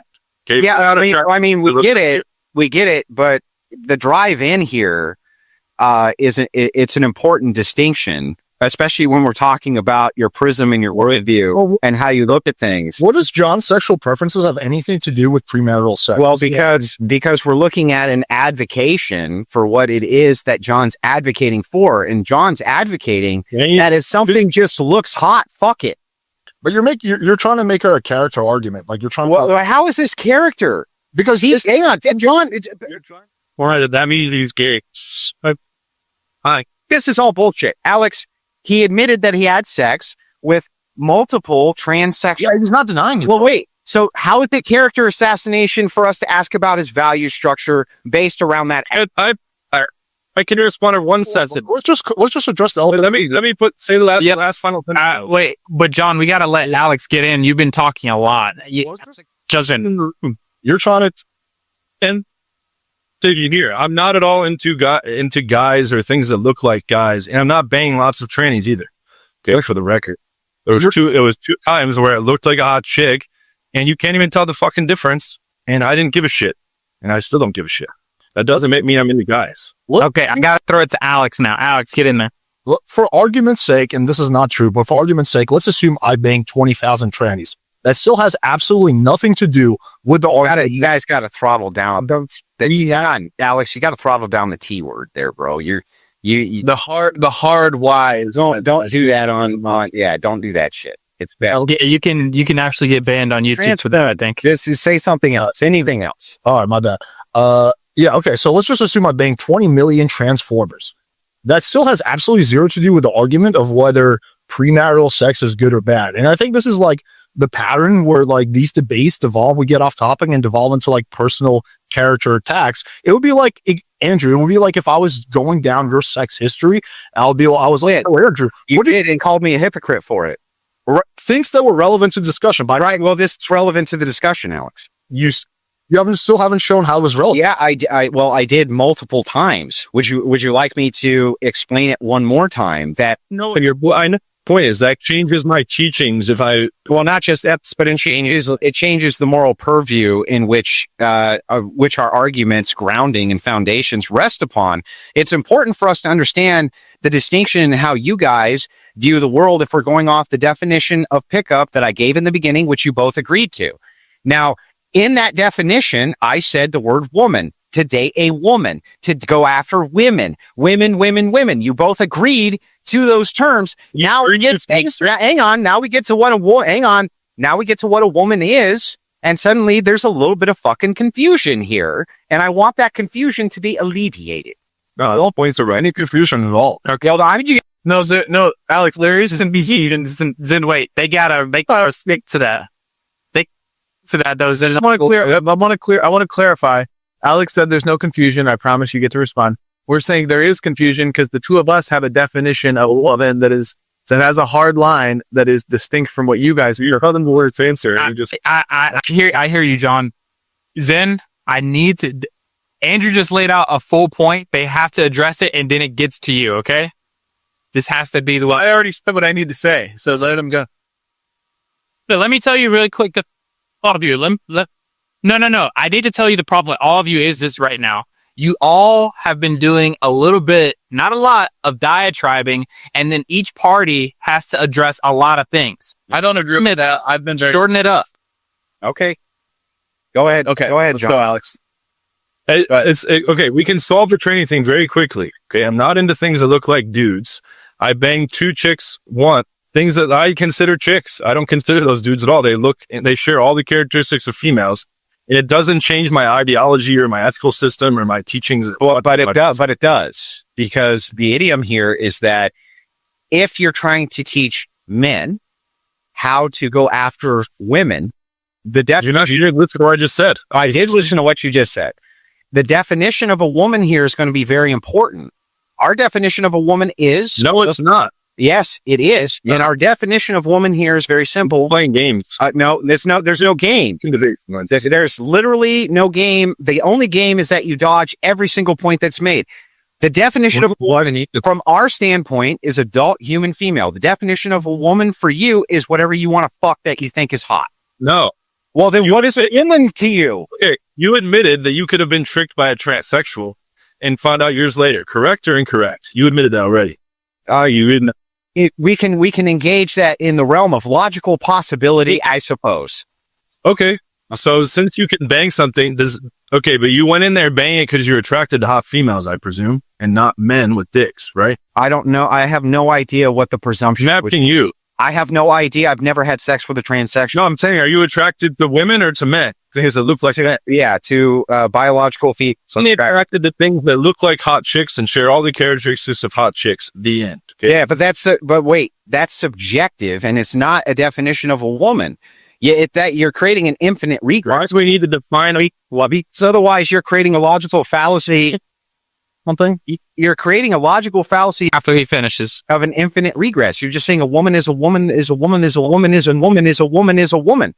John, I need you to do, hang on, just real specifically, John, what is a woman? This is ad hoc and irrelevant. That's not. Is a woman Wait, hand the question over if you want to Alex. Alex, you can answer that or engage with something else. What is the setup? What's a woman? Is this? Is you set it, stop spinning. You set up your line of questioning to deliver your point. That's Give Alex the floor, guys. Zen, you're next. You're next, Zen. I'm like the battered little child. No, I get no speaking time. Okay. Even though it's my stream. Okay. This is the problem. This debate is rapidly devolving into going something completely off tangent. John is not teaching that you should fuck trans, whatever. How do you know? How do you know unless we know what he thinks a woman is? Alex familiar with this content. He's just saying, but wait. See, dude, Pedro, can you please interrupt? Yeah. Okay. He's not saying that you should go out and fuck with things that look like girls. He's saying go out and fuck girls. He's just saying for himself, he is cool with fucking something that looks like a hot girl. Great. He's people out and girls. So I'm still not there. Okay. Saying that you're not okay with that. Okay, that's cool. You guys are both entitled to your personal preferences. It is totally off topic to this debate. We're talking about premarital sex, what John's preferences are. If I was into fucking big black fucking old ladies, it would still be irrelevant to the topic of this debate as long as I'm not advocating that you fuck old ladies. Alex, before I respond, you're done? So I can engage with, okay, so yes, it would, if what you're doing is saying, I'm teaching men to go after young, hot women, and then all of your streams are about going after like old, black, ugly shit. I don't know. But that would, hang on, Alex, not only would it still be relevant, but here you say, John is teaching men how to pick up girls. Great. I accept that premise. So is it appropriate for me to ask John what a girl is or what a woman is? Okay. John says no. I say yes. Because here's why. John, before you go, Zen, if you're there, can you try and engage? Can you get in there? Because I've been trying to. I'm sorry, we just got time. Yeah, no, continue, guys, continue. I'll jump in. It's to you. Go for it. I'll answer Andrew's question. Okay. This is what he wants to happen. A definition of a woman means you have a male chromosome or female chromosome. Therefore, I must have fucked two men, even though they look totally different from real men. Yes. Then that means that all my teachings are somehow obscured and invalidated. I think that's a terrible argument, and it's ad hoc and it's irrelevant. I think we should move on. Okay, great. So if that's true, hang on. If that's true, and you think it's just ad hoc and it's irrelevant and it's nonsense, can you just tell me what a woman is, John? That's all I'm asking. You're doing the same thing again that you've been doing the whole debate. Asking you to define woman? I told you that I think a woman is something that looked like a woman. And we could be tricked. And that's my definition. Well, then we have a problem. So No. when you say I teach men how to go get women, how to approach women, what you really mean is I teach men how to go and approach anybody that they want to have sex with, essentially, is what you're actually saying. No. Well then, how can you get around that if your definition of a woman is just whatever you want to have sex with? You don't see how dumb this point is? Hopefully the audience can use half a brain here. I hope they can too. 2 girls out of 1,521, okay, had a male chromosome technically, but still looked like hot chicks, okay? What percentage is that? It's very low, but wouldn't that mean that the sexual activity that was being engaged was homosexual, same sex? We're giving this 5 more minutes, guys, and then we're going to have to move on to the next point. Like, why is that relevant? Like, this is just, I've already explained this 100 times. John says I teach men to pick up women. I say, then what is a woman? John says whatever you want to have sex with. That's the most relevant thing I could ever think of.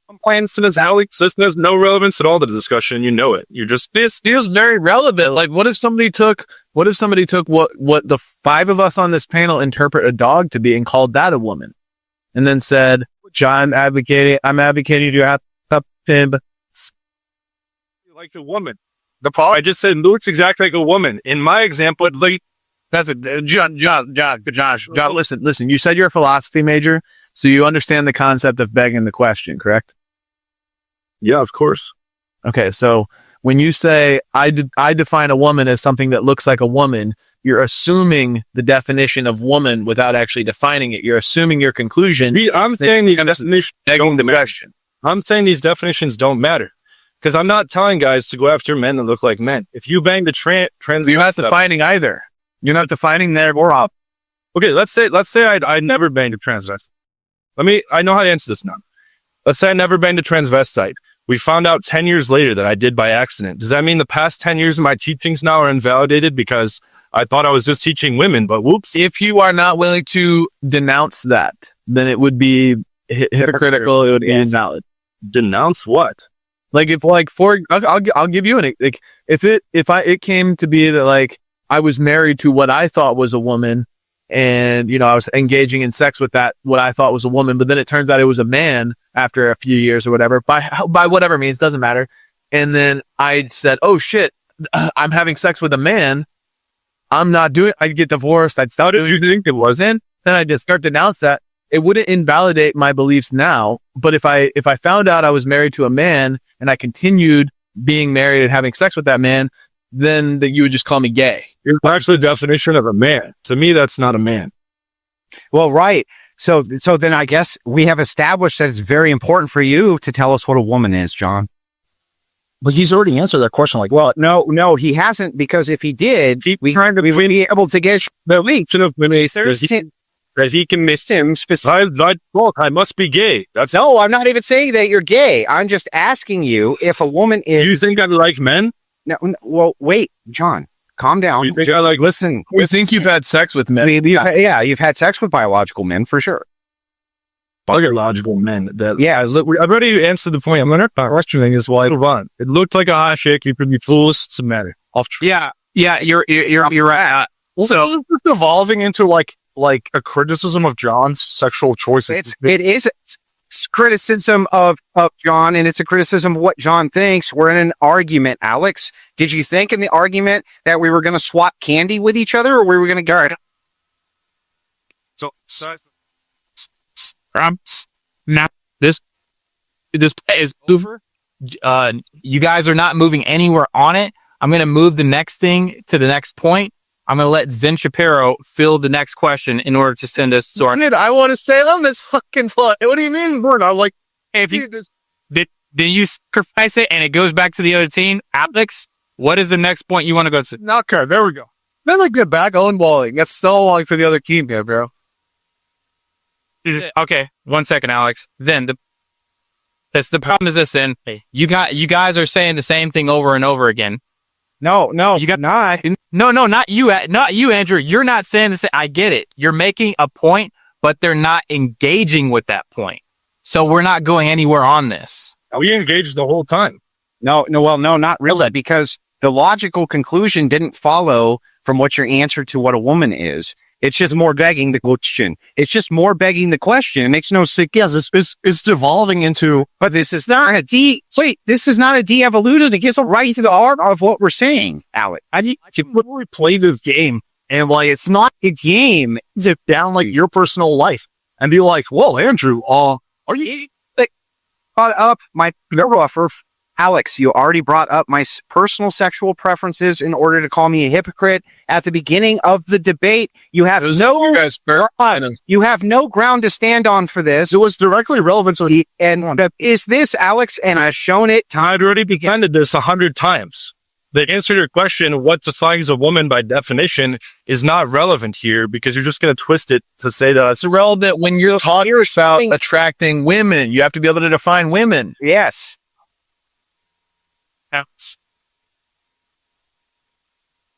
You're not going to move. Alex, I'm forcing you to field another question to bring us into the next area of this debate. I'm forcing you to do that. I'm asserting. This is your channel. My bad. That's rude. I would please like it if you filled another question to send us to the next point. Go. Well, I want to get back to the initial topic that we're supposed to discuss because we're an hour and a half in and we've barely covered it. So I want to go back to that. So I want to go back to actually Zen's opening statement because I think now we're going to get into the actual debate. So I have an issue with what Zen said in his opening statement. He said he proved basically that, that having premarital sex was inconsistent with my value system. Well, that's not true because my value system was strawmanned. So I guess I'm wondering, will you acknowledge that in the previous debate, you kind of strawmanned my value system?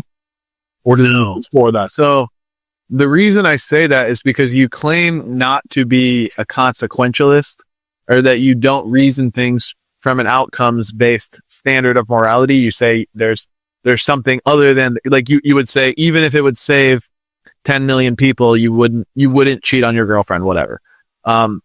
Because that's against your values, but there's no way for you to actually assert your values or invoke them in a debate, because there's nothing grounding them.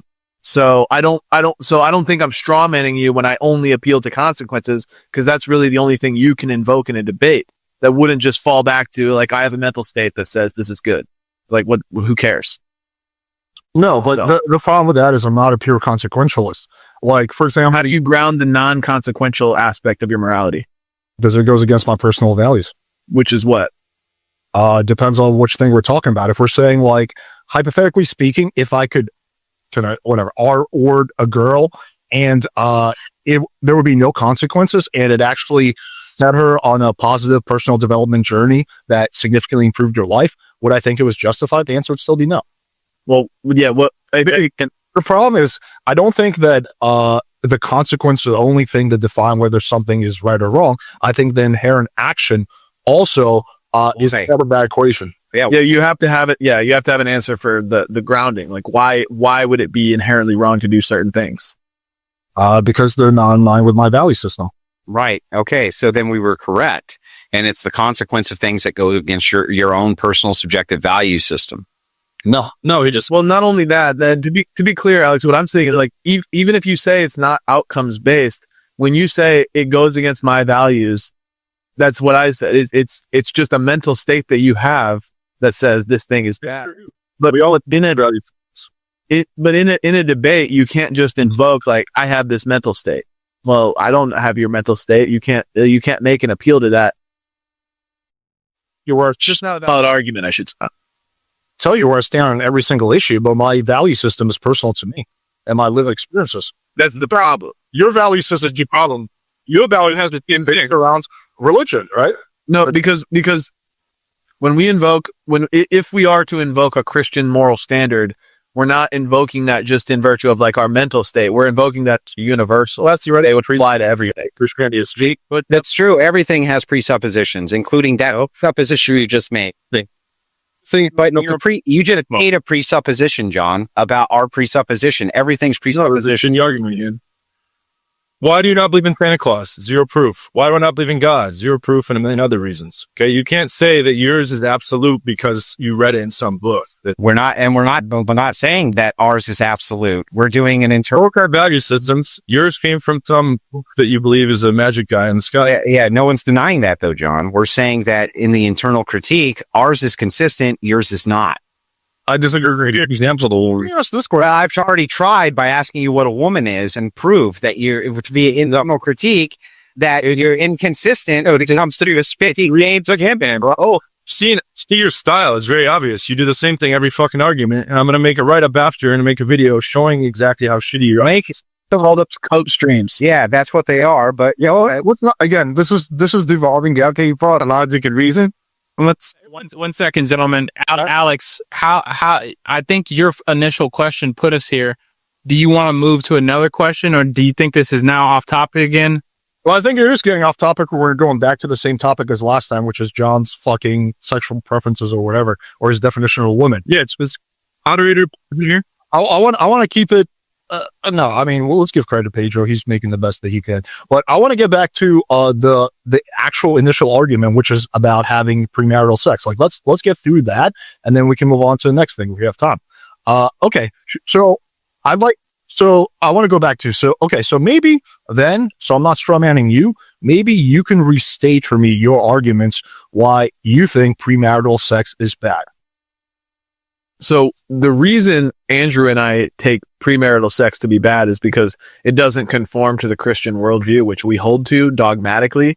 Okay. But for the purpose of the debate, the two of us are willing to, again, like we did last time, enter into your worldview and determine that it's either good or bad by your metrics. And from what we can gather, the only real empirical metric you can use would be things like happiness, substance abuse, economic prosperity, all of which are better when people are within the confines of marriage, all of which are worse when people engage in casual promiscuous sex, when they engage in porn use, when they are homosexual. All these things are worse when they engage in your guys' lifestyle, and better when they engage in our lifestyle. So that's generally the argument. Okay. Well, it's not an internal critique if I don't believe in one of the premises. And the premise that I don't believe in is that you should just do purely what makes you happy. But you do believe that. You said that multiple times in our last debate. You said you don't have a duty to society. You have a duty to do what makes you happy. You said that many times. We can check the... But let me get involved to raise it. I'll respond. Just let him respond, Pedro. I always say this, as long as you're not directly harming other people and doesn't go against your values. That's. But if your values are entirely arbitrary, it's like, and if you take, I mean, this is what the woman does do. What if I take a different definition of what harm is, and I say that murdering or murdering or beating children to death is not considered harm in my worldview because I have a different definition. This is why definitions are important. That way we don't play a semantic. It's not just what values are arbitrary. My values are based on my I guess lived experiences and the things I can see and observe. Your values are based on a book, right? 2,000-year-old book. Yeah. Sure, it's still what it is. I'm just kind of. It's just tired. It's just a tired remark that we've heard 1,000 times. I mean, I don't understand. Personal and talking, dude. Would it be better if our values came from a 300-year-old book or a 200-year-old book, like Nietzsche, for instance? Wait, for Nietzsche, saying what? Don't your values come from Nietzsche? Mine don't. No, Wait, John's do. I create my own values, and you guys have it. He's just saying what? From Nietzsche, you said. Right, they're granted from Nietzsche, and that's 100-year-old. No, I didn't say that. Okay, let's forget about Nietzsche. Why is it that when I base my values around things that I can see and observe, and your values are based on the Bible, why are mine arbitrary and yours are not? Okay. So again, are you trying to invoke that our worldview is arbitrary? Is that what you're trying to do? Yeah, both of No, arbitrary would imply, and correct me if I'm wrong, arbitrary would imply that it's just based on a personal whim. Like the entire standard, the entire basis for what you believe is based on personal whim, ultimately. Right? No, let me respond. They just play fancy games here, man. Look at a kid with Santa Claus. I'm just trying to make sure we understand what the word arbitrary means. Is that what you mean? Arbitrary? We for Santa Claus arbitrary? No, they're taught. You're talking. Those are very research them because it came from a book. You accept the definition I just gave of arbitrary? John, your cock's back. let me just answer their question. So I just try to play games with every question. It's fine, but let me just answer this question. So, I just looked up the Oxford definition of arbitrary, so let's just go off that. Based on a random choice or personal whim rather than any reason. Right? So I would argue, based on random chance, whim, who cares? It's a wrong choice of word. right. Yeah, maybe not the best word. However, I would argue the Bible is not based in reason. Okay, then argue it. Well, hold on. That's a whole separate claim. Yeah, so Let's first get common ground on it. Then No, wait. He said he would argue the Bible's not based in reason. Alex, then argue it. it was written by a dude like 2,000 years ago. Which dude? What was his name? How's that relevant? Well, you said because you made the claim. What? But people, dude, there was many people that contributed to the Bible. So then it wasn't a dude. Then how many dudes? Yeah, like what dude's irrelevant? We're questioning that. awesome idea. Wait, you made the affirmative claim, and I just put it to the question, and now you're saying I'm derailing it. So what do you want us to do? Can we ever challenge a claim? What are we allowed to do? Physics, based on science and reason. I think it's based on reason, and I think that there's It contradicts physics, guys. No, Okay. nobody's ever walked on water. No virgin's ever given birth. It's all nonsense. Do you think? well, I mean, so how do you know nobody's ever walked on water? It defies the laws of physics. So know that what part of the rail seat, they were just capitalizing on tectonic plate separating, and then they fucking. Can you give me? Wait, John. Can you do me a favor? Just like humor me. Close your eyes for a second, real quick. I'm serious. Close your eyes for a second. I'll do it first. No, go Close ahead. your eyes. No, I need you Go to ahead. do it so I know you're not I'm Googling. gonna fucking close my eyes. Okay, can you give me? Come on, you do it, John. Can you give me a single law of physics? Just one? Have you seen anyone walk on water? Do you know? Yeah, can you give me a single law of physics that we are defying? You give me a single law, John. I'm saying miracles don't. Give me a law of physics, John. What do you mean? Well, you just said the Bible defies the laws of physics, and you don't. Why? All physics. Yeah, guys, calm down. So here's the argument, just flat on its face. You guys brought up the Bible. You said it defied the laws of physics. Andrew's now asking for a law of physics so we can test it to see what the Bible was. If that's There is now the majority, John. Doesn't matter what everybody agrees with. Can you give me a single law of physics? One. Just say no, John. Yeah, I know. It's 100% relevant when you invoke the laws of physics. Again, Alex, let me interact with you. The reason why they're doing that is because you brought up those two things. You brought up the Bible and you brought up laws of physics. And then they examine that these selected. Let me speak to Alex real quick so I know I'm not going off base here. I need to make sure I'm not being gaslit. Alex, do you see why they went down that line of questioning? Yes, they're trying to establish why logic is faulty, and I can, but the problem where this is developed is we're getting stuck on one word that John said, law of physics. Okay, let's rephrase it. That was the crux of his argument. Okay, sorry, go ahead. Miracles. So this was initially What about miracles? Okay, those things don't happen. okay. Let me explain like this. Well, I mean, but wait, John. When I asked you why such and such isn't true with the Bible, you said because it's against the laws of physics. When I asked, but wait, I'm almost done. When I ask you and you say, I don't know a single law of physics, why should I why should I now believe you that anything in the Bible is against the law of physics if you don't know any of the laws, John? See, these guys play games. Pedro, I don't know if you're flying with happening. Well, Zen and Andrew don't talk. Okay, Justin, I'm going to engage with you. What's happening? Tell me what's happening. These guys do. It's very obvious, okay, why they think they're good at debaters. They use logical fallacies and they twist things with apple and oranges and they pick on little definitions and try to corner you. And it's very fucking lame. It's like a little kid trying. Okay, Alex, before you speak, I need to engage with John real quick. These guys are horrible. John, neither Zen nor Andrew, I took notes on the side right here. Neither of them brought up the laws of physics or the Bible. Neither of them did that. It was your side of the debate team that did that. And then they start investigating it. Everyone watching should say they've never seen a miracle happen and they would think that probably couldn't happen. The physical laws.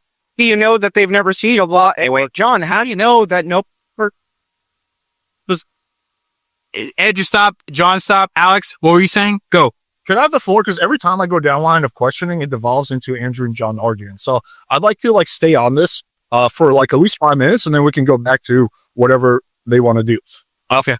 I'm just going to clarify this for John and clean it up a little bit. I think if one person uses one word out of context, it doesn't derail the whole argument. So what John is saying is there's a lot of things in the Bible that are unscientific, like a virgin giving birth, unscientific. Someone walking on water, unscientific. Whether he can or cannot name a law of physics is totally irrelevant. What he's trying to say is that it's unscientific, and I will stand by that as well. That's what the argument is based on. Well, wait, hang on. Are you now making the claim that miracles are unscientific? Yes. Okay, great. Can you tell me the scientific method, John? Okay. You guys believe that Can you tell me the scientific method, John? Once fucking bulldoze me. Right. So you can't tell me the scientific method either. Well, stop once again. Stop. John. Okay. Alex cleaned up the language. Honestly, he did. And now you guys are saying it's science. It's unscientific. I think it's fair. I think it's entirely fair for the other team now to ask for, okay, what is the scientific method so that we can stay in line with that? Please explain. Let me just wait. We'll answer it. I will answer it. Okay. Thank you. For all of recorded human history, we have a track record of a man impregnating a woman and 9 months later. The scientific method. Who gives us? Arguments based on science have been around. I should okay. Stop. Andrew, stop. Let Alex finish. Alex, finish that statement. Okay. Whether John knows every single definition or knows zero definitions, again, is irrelevant to the actual argument. So try to focus on the actual argument instead of trying to catch him on little definitions that he doesn't know. Hang on. For all of human recorded history, we have observed that the way babies come into this world is a man ejaculates into a woman and approximately 9 months later, she gives birth. That is in line with every single thing that we have observed through our senses. The idea of a woman giving birth without that ejaculation has never been done in human history. Thus, it is unscientific. How do you know, Alex? You weren't alive back. Scientific method is totally irrelevant to the point. Okay. Alex, I see your frustration because I also in debate. Definitions game. Exactly. I hate playing the definitions game. Thing that's happening when in your worldview. I'll give Vern his answer, the science part. Let me just speak for uninterrupted for just a sec. Okay, go for it, John. You guys believe that wine can be turned into blood, right? Or sorry, what is it? Wine to what? That's drink shit. Okay. The wine. Wait, it's a what? It's a what? The consecration, when they change the wine into blood. Jesus' article. Wait, what's it called again? Consecration. Okay. Okay, go ahead. Do you believe that the wine is actually turning into Jesus' blood? Yes, we do. Okay, so you can test scientifically for the presence of hemoglobin before and after in the wine. And everything we know about blood, there's no traces of anything related to blood whatsoever. It's still just wine. Well, that's the side. Well, I mean, how would you know that? You don't even know what the method for science is. How would you know that we could test for any? You can, okay, but now you just want to throw science out the window. I'm saying about all the. Well, I'm not throwing it out the window, John. Gentlemen, pause really quick. Just pause. Alex, let me show you something really quick. You need to examine this. And I swear to God, I'm not lying to you and I'm not trying to be biased at all. It's the truth. Okay. John, just tried to say that water into blood is called consecration, when in fact, in our worldview, the Christian worldview, it's called transubstantiation. That's the actual word for it. He just describes something where making the land where a church is built to be the land of God and where his people gather. That's consecration. So this is why, so really quick, this is why definitions matter, because honestly, as a debater, what John just said, if I were to look at the dictionary, that does not contort with actual reality. Understood the point. So this is why definitions matter. I'm just saying. I'm not saying the definitions don't matter, but I'm saying that John's recollection of definitions is not that important to this actual I'm argument. not relevant to the argument whatsoever, because I'd say you can press to see its button. Hang on. Let all go. I'm going to make it simplified. I'd like to be able to speak. Okay, fine. Let's just assume that John was wrong about that one statement. Totally relevant. Okay, let's take something much more simpler. Okay, the Bible argues that the Earth is, I believe, 8,000 years old or 10,000 years old.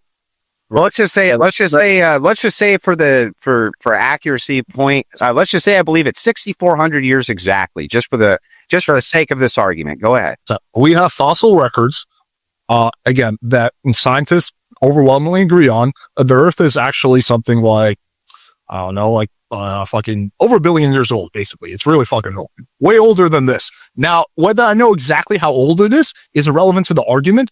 What I'm saying is that a lot of the stuff that the Bible argues for are not grounded in science. And are you saying you disagree with that simple statement? Well, it's hard to disagree if you can't tell us what science is. It's our best understanding of empirical things at the current time, and it changes when anomalies accumulate. They adapt, and there's a paradigm shift. But it's our best empirical account of what's going on in the world. That's Okay, so hang on. If that's true, if science is just something that shifts based on empiricism, is that what you're saying you think science is? That doesn't mean that we don't have a reliable definition of how things are, and we can't induce principles of how things normally. Okay, great. I just want you to give me that definition so I can operate off of it inside your worldview. Okay. So what is it? It is our best, basically the thing, it's inducing the principles that fit the data that we have the most at the time.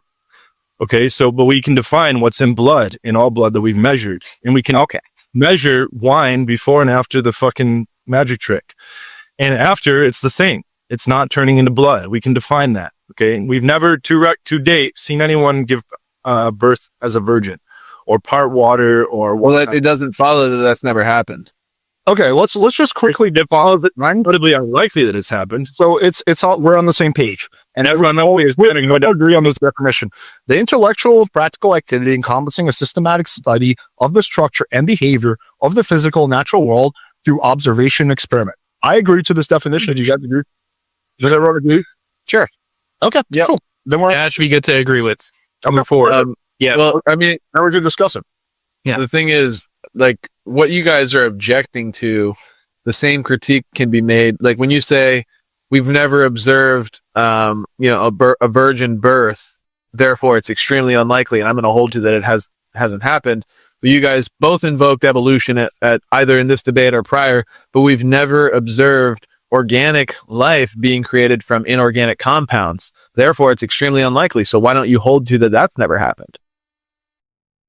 Again, apples to. I mean, are you arguing? How is this apples to oranges? That was called a fucking kill shot that neither band. Oh, it's not. It's contradiction. I can answer it. Or you hold on. It's contradicting all existing empirical evidence. If I said Santa comes down a chimney, then give me that evidence. That's seen that happen. Where's contradicts all empirical evidence? Okay. Well, wait. You say it contradicts all empirical evidence. I just want to make sure I got this clear. You think it contradicts all empirical evidence that we have never seen life come from inorganic life? Really? We can explain that through processes.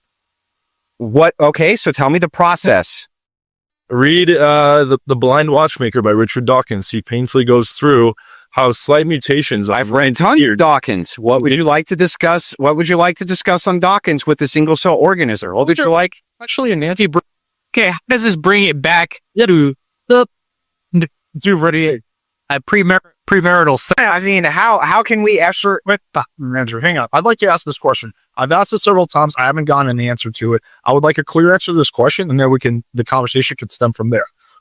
Most of the religious people that I know I've talked to, they say that religion is based on a leap of faith. That's an appeal to majority. Okay. What's your claim? Hang on. I'm asking you, are you saying that it's actually religion is based in science and logic?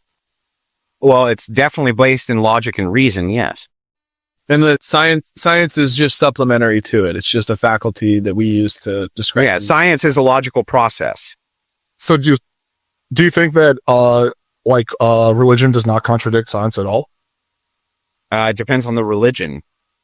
Your religion The specifically. Christian. Well, no, the Christians basically invented science. So no, I don't think so. We use it as a metric-based tool, just like you guys do, except we actually know what the process for it is. Okay. So, for example, the turning water into wine, you don't think that contradicts science? That's a metaphysical conceptualization. You said literally. It literally changed it. That's what Christians believe. It does literally change. Let me ask you a question. No, stop right there. You have to explain that. Okay, I'm trying. And it measures its wine before and after. How did it literally change the blood? Let me ask you a question. Can you decide that? I'm trying to. Well, I'm trying to. Okay. Am I asking a question? Well, because the question entails the answer. I'm not begging the question. I'm just trying to explain to you how this operates. You say that we can test the wine before it's ingested by a human being. How many times do you think the wine has been ingested and then they've tested it? I'm just curious. It doesn't need to be ingested. Well, wait, that's part of the process. How do you know that it doesn't turn to blood after it's ingested? You could still measure it. And can you show me any of the empiricism doing that? We could imagine a study where that could easily be proven. Well, we could imagine it, but this is your claim that it never can. So I'm asking you if you can show me the empiricism. I'm the person making the claim. You're making claims that have enough. Making claim. You're speaking. Listen, man. Again, yeah, no, I need to respond to what John just said, please. Again, philosophy major John, you should know that we're both making positive claims about the proposition that the water has been turned into wine or that the wine has been turned into blood, etc. We are affirming the positive, yes, and you are affirming its negation. So we're both making positive affirmations. You're just you're affirming in the negation. So the burden is on both of us. There's no neutral ground here. No, it's not. Pedro, can I hold on something? Yeah, John, let your partner get in. Alex, go for it. Time and time again. So when I start asking questions, for some reason, it always goes into either Andrew or Zen asking John questions. And I just can never get through a set of questions. Like, it's because your lines of questioning suck. Well, answer all your questions as I can. Alex, ask them. can you just at least address those questions to me temporarily, and then you can go to John? Okay, certainly. There we go. Because it just keeps derailing. Yeah, and for the sake of it, John, not that we're pulling you out, just suspend yourself for a second and let Alex handle as much as possible. I just want to get through a line of questioning. Okay, I want to explore where you stand on this, because you have a very interesting viewpoint that I think is uncommon for religious people. So let's explore. Okay, so you think that, for example, turning water into wine is in line with science? Well, I don't. It depends on how you gauge the metric. Can you expand on that, please? Yeah. So it depends. Are we using empiricism? How are we gauging this exactly? Yeah, we're using empiricism. Okay. So then if we're using empiricism, I'm not familiar with the data. Can you show me where the wine stays wine post ingestion? Well, let's forget about ingestion. Let's just talk about some water that's in a glass that's being turned. Well, it would be wine that would be in the glass. It can be water, whatever. A cup. Water is in a cup. No, wine's in the cup. Think about how dumb this conversation is. So be watching. Fine. Wine is in the cup. We turn it into water. Other way, it doesn't matter. No, we don't turn it into water. They turn into Jesus. Yeah. Hang on. You guys are misunderstanding. So Alex is asking about Jesus turning water into wine, and I think Andrew's interpreting it to be when you drink the communion wine and it becomes well. Beautiful. I'm sorry. Maybe we were talking past each other. Talking about the miracle of Christ. If I'm looking at any of the statements in the Bible, I do want you to correct me. So as far as I understand, in the Bible, it says that Jesus turns water into wine. Is that correct? Right? Yes, that's correct. Yeah, I'm not sure, man. So can you explain to me how scientifically that would happen? Oh, most certainly. All wine is converted using water. Just so you know, scientifically, every drop of wine you've ever drunk was converted from water. Just play games. But that is with fermentation. But that's with fermentation, Andrew. Well, that's true. There's additional qualifiers. If you're asking me from a miraculous standpoint how that's done, how one person would do it without fermentation. Well, I have no idea. Okay. Do you think that this could be replicated? Well, as far as the miracle goes, yeah, I think that it's possible. Yes. So do you think you, for example, will be able to replicate it? Well, no. Okay. Who do you think would be able to replicate it? I have no idea. No one. Do you think a group of like really smart scientists would be able to replicate it? I mean, I don't replicate it in what you mean the miracle itself? Yeah, just taking water and turning it into wine. I doubt it. Okay. So do you think, Alex, real quick, do you think a bunch of really smart scientists could form organic compound out of inorganic compound? We already addressed that. Potentially in the future, but not now. There's no reason to believe that they could, because we've failed every single time we've ever tried it. But that doesn't mean that it is not in accordance with science for life to exist, right? Just because we don't have a technological breakthrough where we can do something. 50 years ago, the idea of us doing this live stream would have been inconceivable. But that wouldn't have. No, it wouldn't have been inconceivable 50 years ago. 100 years ago, Andrew. But we got to call a timeout on this. This is off the rails again. Yeah. Well, so John asked, John, what's the timeout for? Go for it. I mean, this can be summed up in one point. Like, I can come up with an infinite number of things that have never happened and put it on them and say, hey, show me that it's never happened. I think it could happen. It's just a dumb argument. Have we ever scientifically seen something come from nothing? Because that's what you guys believe. There are theories that there didn't need to be a first cause or anything coming from anything. There could have been matter always exists. Yeah, I know everyone left very spale. I'm sorry. I'm going to have to stonewall this point then, because you're both saying the whole time. Yeah, I know. I'm sorry, Zen. Alec, go for it. Yeah, okay. Let's take something else then. Okay. True or not, Jesus was able to pardon water, right? That's true? He was able. I think it was about. Yeah, I was not. Moses was able to part water. Yeah. That was tectonic plates. They found out the real reason why that happened. It was tectonic plates of the earth. It was a scientific explanation. Saudi. Let me finish, please. Okay, you guys believe that in the Christian Bible. Like, this is part of your belief? Yeah. Okay. Yep. Do you think that is scientific? Could be. Like, do you think that's something that, like, a group of scientists could replicate, potentially? Possibly. But why do you think it's never been done? It has been done. I mean, we parted water tons of times. I'm going to try to be as charitable as I can be. Okay, with the leading question, right? So you're asking me, why do you think that a group of scientists could perform a miracle? I don't fucking know. Maybe, like, I don't know. Like, maybe they can perform a miracle if they have enough faith and that they're imbued. I have no idea. You're talking about the realm of metaphysical at this point. I have no idea how to even address that. But like, negative laws. Alex, I have to be fair. I have to stonewall this point. We can't get back to the miracle. Zen, what's a question you have for the other team?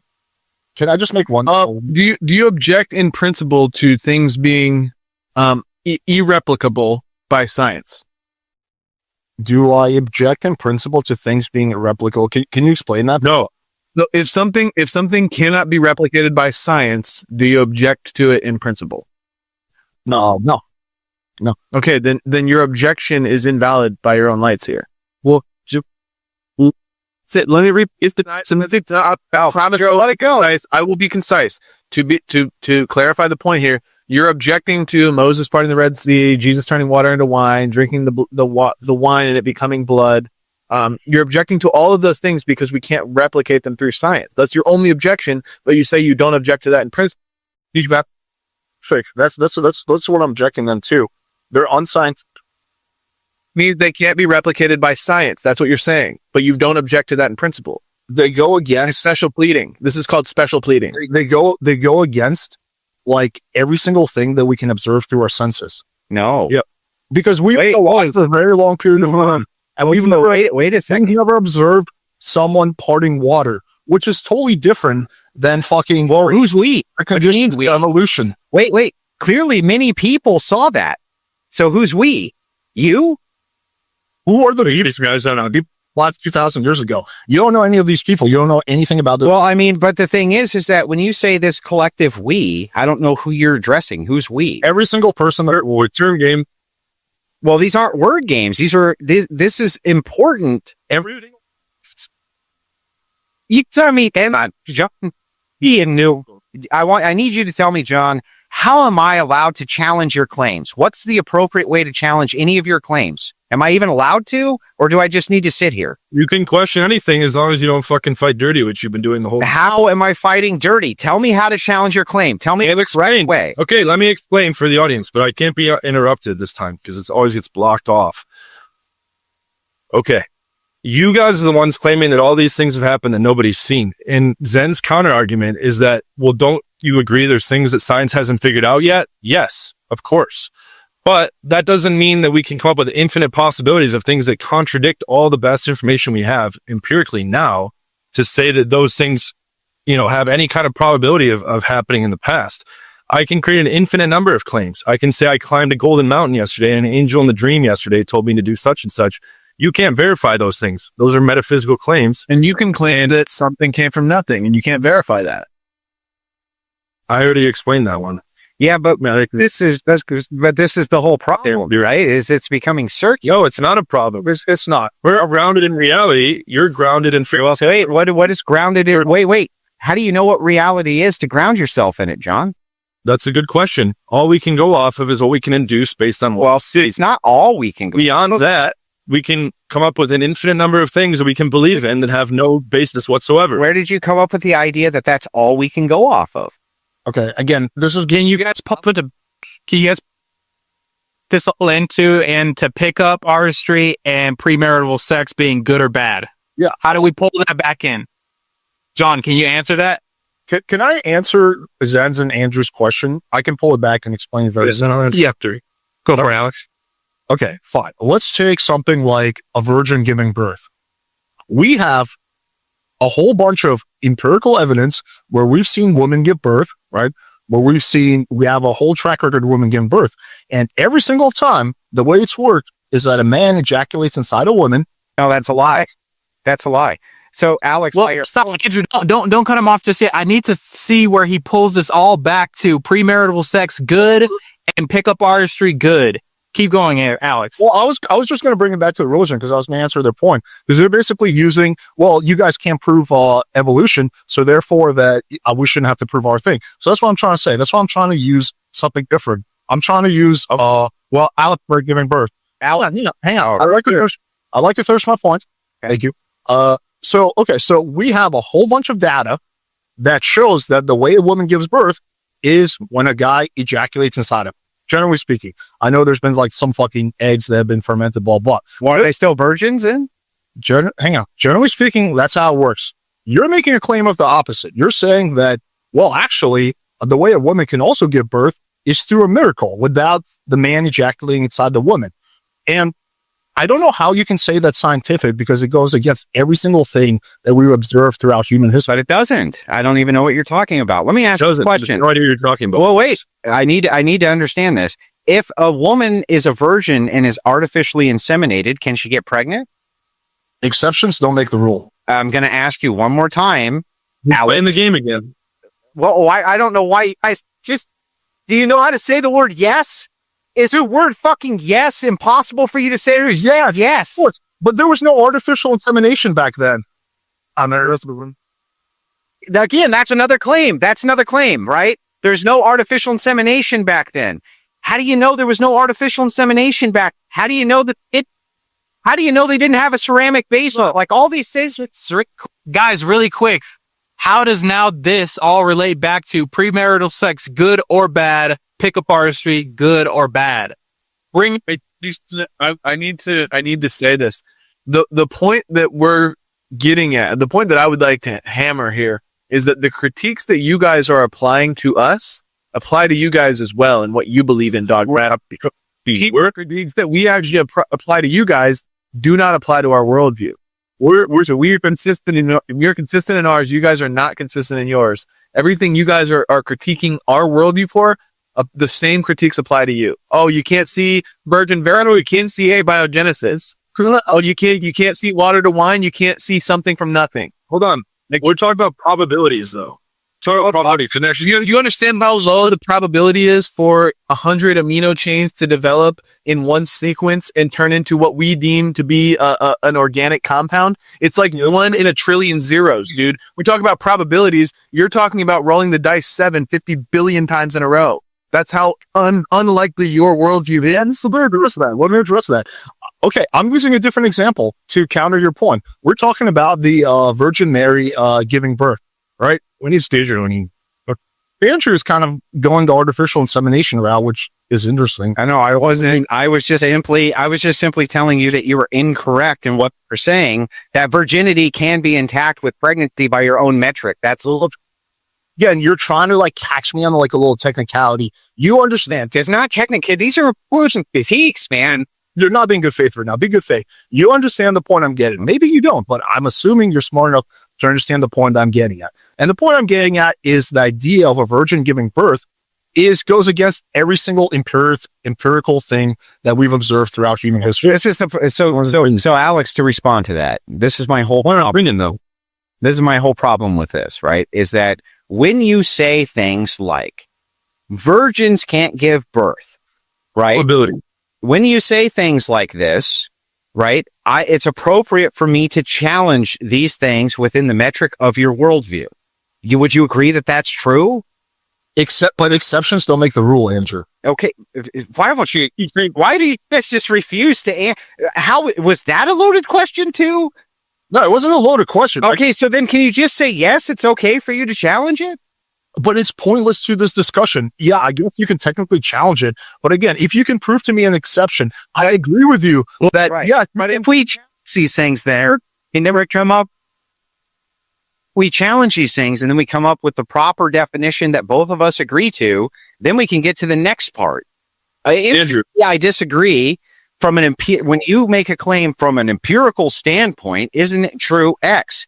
My answer is no, it's not true X. But if you say, okay, let me refine that thought. What about if we define this a different way and narrow it a bit? Then I can speak to that. This is John debating is done. Yeah, John needs to get in. John, go for it. Okay, and Andrew read Dawkins. Richard Dawkins has a whole chapter devoted to precisely what we're going back and forth. In which book? The Blind Watchmaker. He said, I don't know if I read Blind Watchmaker.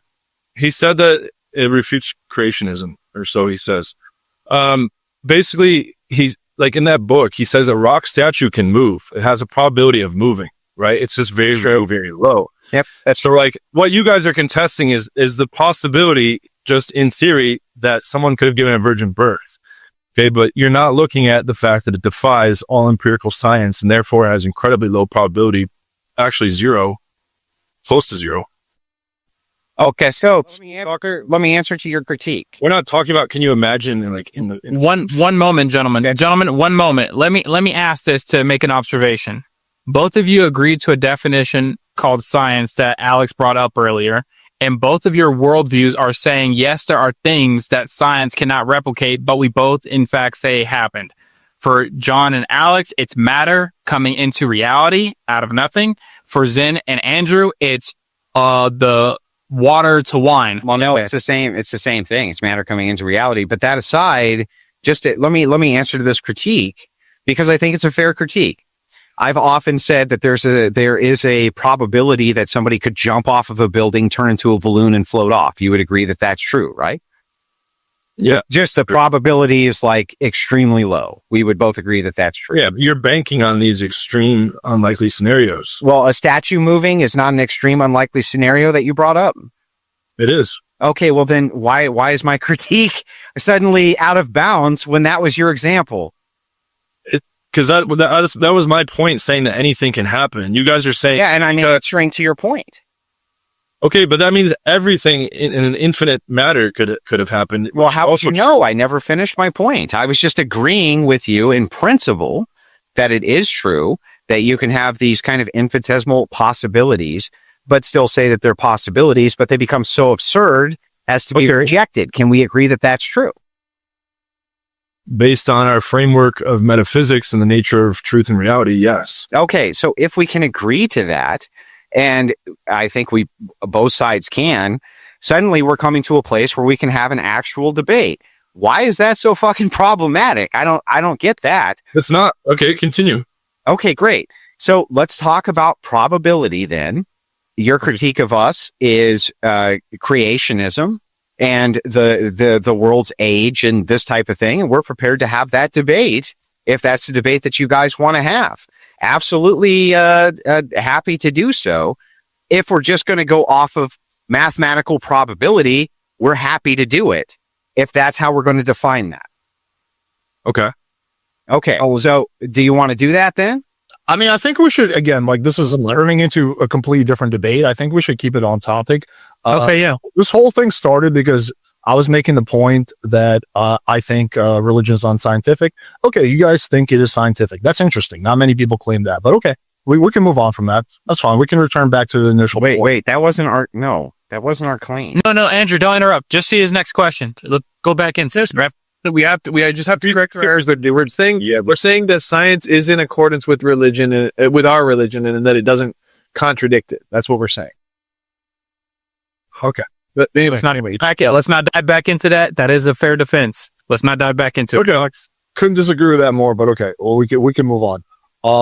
Let's get back to so the initial discussion, because we keep going off track, was about what's it called? Premarital sex good or premarital sex bad? Premarital sex good, premarital sex bad. Okay. So what are your arguments for why it's bad aside from religion? Oh crap, dude! I was literally about to thump a Bible in your face, and you threw me off. Shit, man. So I don't know what to say now. So I'll dive in. Sorry about that. Our arguments against it one more time are that based on the empirical metrics that you guys would measure, the outcomes of promiscuous sex are far worse than the outcomes of men who get married. On average, on aggregate, right? Just on average, this is the case. Would either of you disagree with that claim? Well, as a thing of divorce rates, I need to explore it. What is that based on? This would be based on empirical data, which I assume you guys would accept. Well, what's the data? You have to tell me what it is. Well, I would have to provide that for you. Do you want me to take a moment and pull up? Yeah, or you can just sum it up and I'll take your word for it. Okay, so the summarization is that almost every single threshold that you would probably consider to be a positive, which means two-parent households would produce children, for instance, that have less drug abuse. They have better outcomes. They even have higher IQs due to nourishment.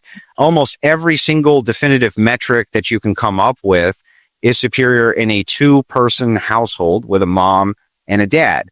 Promiscuous sex. Promiscuous sex is going to significantly increase the likelihood of single motherhood. There's no doubt that that's true. That's 100. I mean, just on the average of X amount of women you sleep with, the chances significantly increase that you're going to get one pregnant.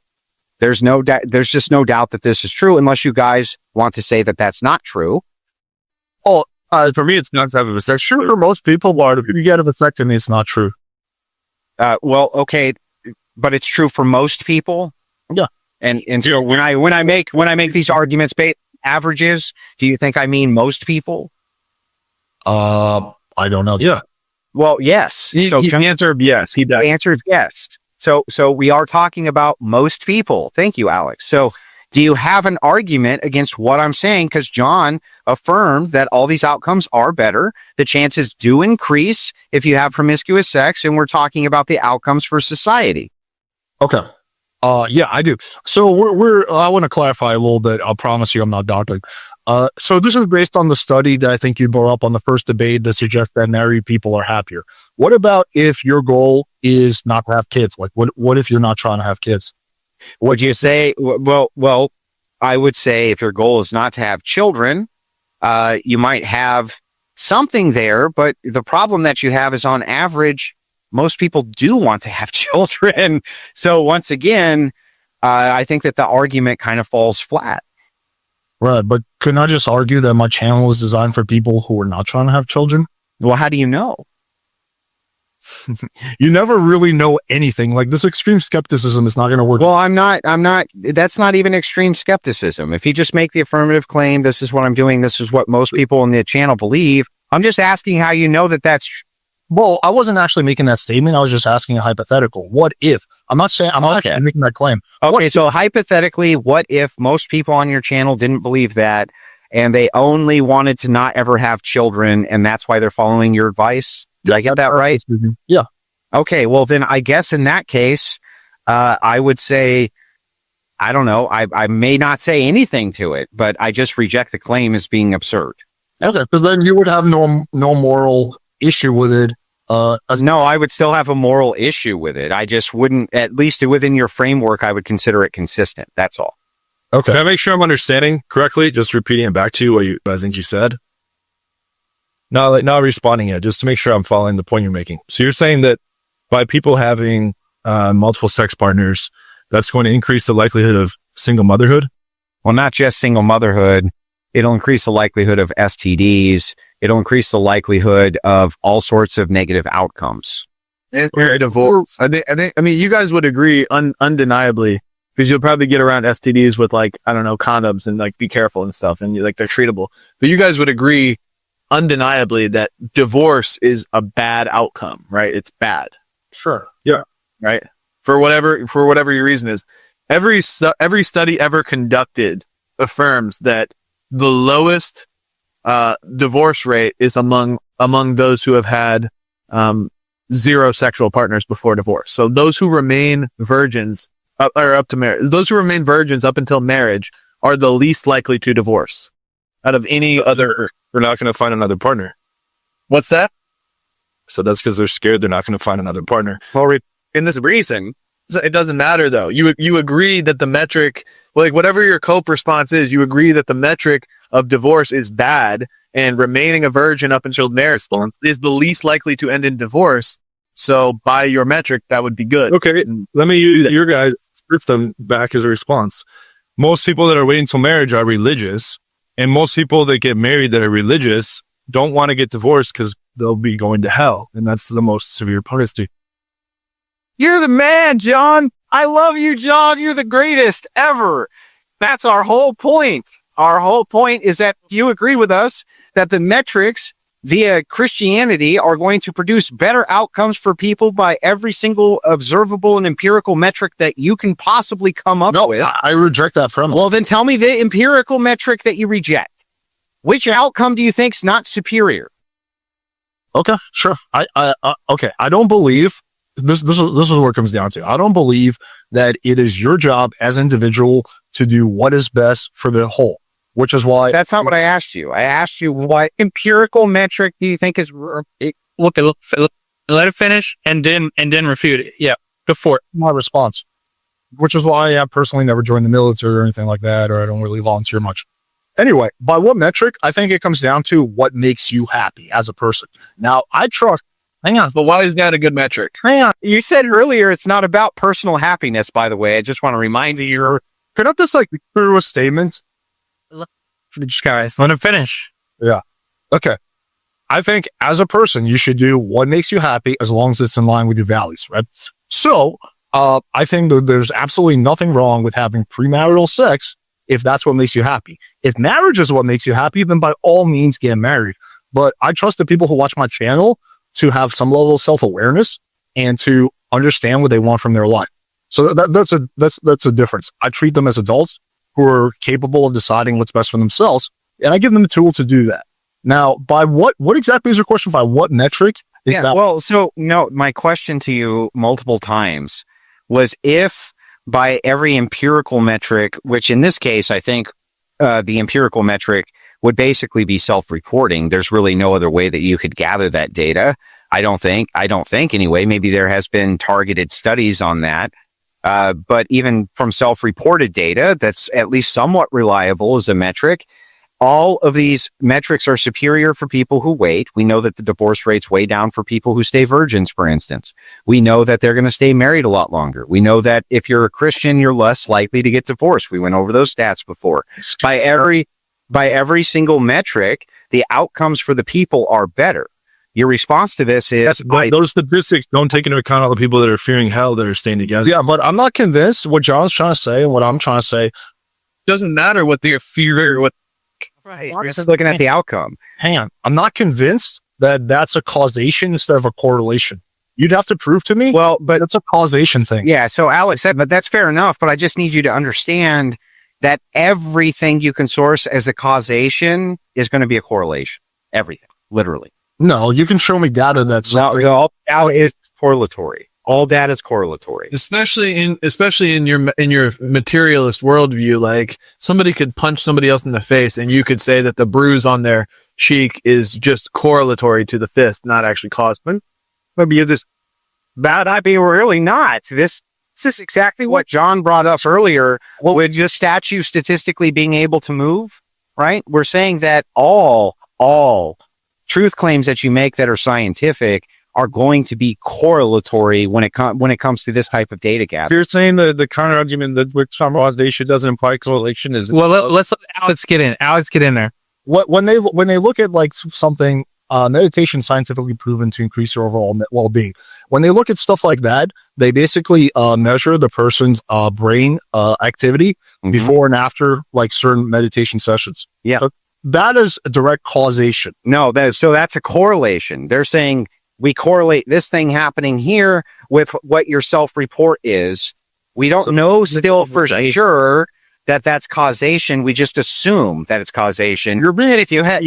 I'm not, this is not semantics. If the argument is you could mathematically jump off of a building, turn into a balloon and float off, it's just that the certainty of that is so infinitesimal that it'll probably never happen. Everything that you're talking about in this instance is going to be correlatory. It's just that you say we believe that the percentage is high enough that we can take that as being fact. Yeah, right? Called being statistically significant. Okay, so then wait, Alex, so if that's true, then you can't just rub this off as being correlatory if I can show you that the percentage is high enough that you should probably take it as fact, right? Well, you have to control for other factors. That's what a study does. It controls those factors. When they do studies, they're like scientific. They control for all external factors. So you'd have to tell me that we took two groups of people, right?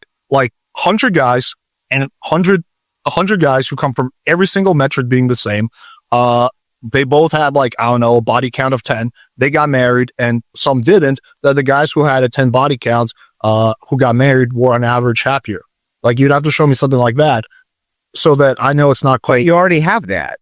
I don't. Well, wait. What do you mean you don't? So then you don't agree with, you don't agree with us then that when we're just talking about averages, that we don't know the rates of people who are self-identified as Christians and devout, that they're not self-reporting that they're getting divorced less than people who are or who don't identify as Christian? Is that what you're saying to me? No, I'm just saying I don't think it's actually the fact that they have they've abstained from sex before marriage. What do you think it is? Well, I'm about to answer that. Okay. I don't think it's the fact that they have abstained from sex before marriage that's causing them to be less likely to get divorced. I think it's more of the fact that they hold religious beliefs and they don't want to be shamed by their community and blah, blah, blah. That's causing them not to get divorced. So I think this is a case of correlation rather than causation. So wait, if they do have the sex before marriage, you're assuming that all these bad things are going to happen to them, right? Getting shamed by the community, all this type of thing, right? No, I'm assuming if they're going to get divorced, they're going to get shamed by their community. Okay, so, well, then I don't understand. Let's go back to the argument. You're saying, in your argument, you don't believe it's them not having the sex before marriage, right? Why are they not having the sex before marriage? I'm saying I don't know, but it seems like it's a But no. Why do you think? Why do you think they're not having the sex before marriage? Not relevant. Let him answer, uninterested. Any number of things. Maybe they can't get laid. Maybe they're religious. I don't know, man. Could be anything. You don't think that it would be direct in correlation with their religious values telling them not to have sex before marriage, even if they identify that that's the reason they're not doing that? It could be that. Could be the fact that they just couldn't get laid. So we're just so we're going to dismiss what so you want to dismiss the empirical evidence you do have? No. First of all, it's the empirical evidence that you brought to the table. I'm just saying, if you want me to accept this empirical evidence, you have to show to me that all external factors have been controlled for. And you haven't done that. Otherwise, there's confounds. Well, there's no way to control for every single externalized factor. You can only do things like you guys would consider a meta-analysis. I have been told the highest form of scientific evidence, right? So if we were to show you these types of studies that have a meta-analysis, would you accept them then? Let me feel this one. I would say no. They did a famous meta-analysis. Hold on, let me respond. I have a really good point here. They did a famous meta-analysis. It was on CNN where they said supplements increase all-cause mortality by 5%. And if you look at the actual studies, there's like 50 different studies. The dosages were either too low to not have effect, or they were too high to the point where they were toxic. All the studies involved people that were already really sick. Some of the studies had like one person in the sample size. They cherry-picked studies to get this nice headline that supplements cause disease, which is beneficial to the pharmaceutical companies who profit off people being sick. And that was a meta-analysis that was supposed to... So we can reject meta-analysis then? It depends on the specific studies. So then we can't object to meta-analysis then. You can or can't, depending on the sub-studies beneath it. Okay, but I mean, here, can I just point to what's that? Trying to make it simple. I was real quick. Control for external factors. I would just wanted to point to some correlation that is so strong that it's undeniable. Okay. So this study that I'm referencing, they took samples from the 70s, 80s, 90s, 2000s, and 2010s. The number of women in this study who had zero sexual partners was around 20% in the 70s, and it's around 5% in the 2010s, which sounds accurate, right? And the number of churchgoers in this study was found that the lower the number of sexual partners prior to marriage, the higher the percentage of churchgoers it was. So we've got our correlation between low sex partners, high churchgoers. And we can also look at our divorce rates, which have gone up in the past 40, 50 years. As we've gotten less virgin marriages, and we've gotten more sexual promiscuity, which you guys are advocating for. Okay, I responded. Do you want to? Yeah, let John go for a while. Go for it, John. It basically just goes back to Alex's point about confounds. Is like, I know a lot of Christian people. I know a lot of people that are in Christian marriages that don't get divorced because they don't want to go to hell. It's like the ultimate punishment. Okay, You don't want to do it. It's So miserable. And I don't want to murder somebody because I don't want to go to jail. Like, it doesn't matter why I don't want to do it. It just matters that I don't. like, we can, John, I hope you don't take this personally, but we can use your family. Like, you've told me that your parents are miserable, but the reason they're together is because they're religious. Is that correct? yeah. I mean, that's pretty personal, but okay. Sorry. I felt like it was really appropriate. I didn't mean to go there. They both waited. I mean, we can use them as an example. They both waited till marriage to have sex. They were each other's first partner. I was the first child, so I might have been the 30-second blaze of glory there for the first time ever. And I've avenged my father now. No, in all seriousness, they've had their trials, tribulations. They're closer now, but for a lot of the period, they didn't want to go to hell, and that was what. And they didn't want to, they didn't want to violate the church. That's a very strong Pedro, I know what you're thinking for civic. Finish this. Hang on. John, see here. Pedro, I got to finish this. John, did your mom stay at home with you? Yes. Okay. Wasn't that nice? I was verbally abused pretty hardcore, so maybe not so much. Well, wouldn't you say on average that would probably be pretty nice for people? I don't know. You don't think so? You don't know? It depends on the quality of the mom, man. I mean, so here's the thing. I know we're talking anecdotally, but I'm fine talking anecdotally.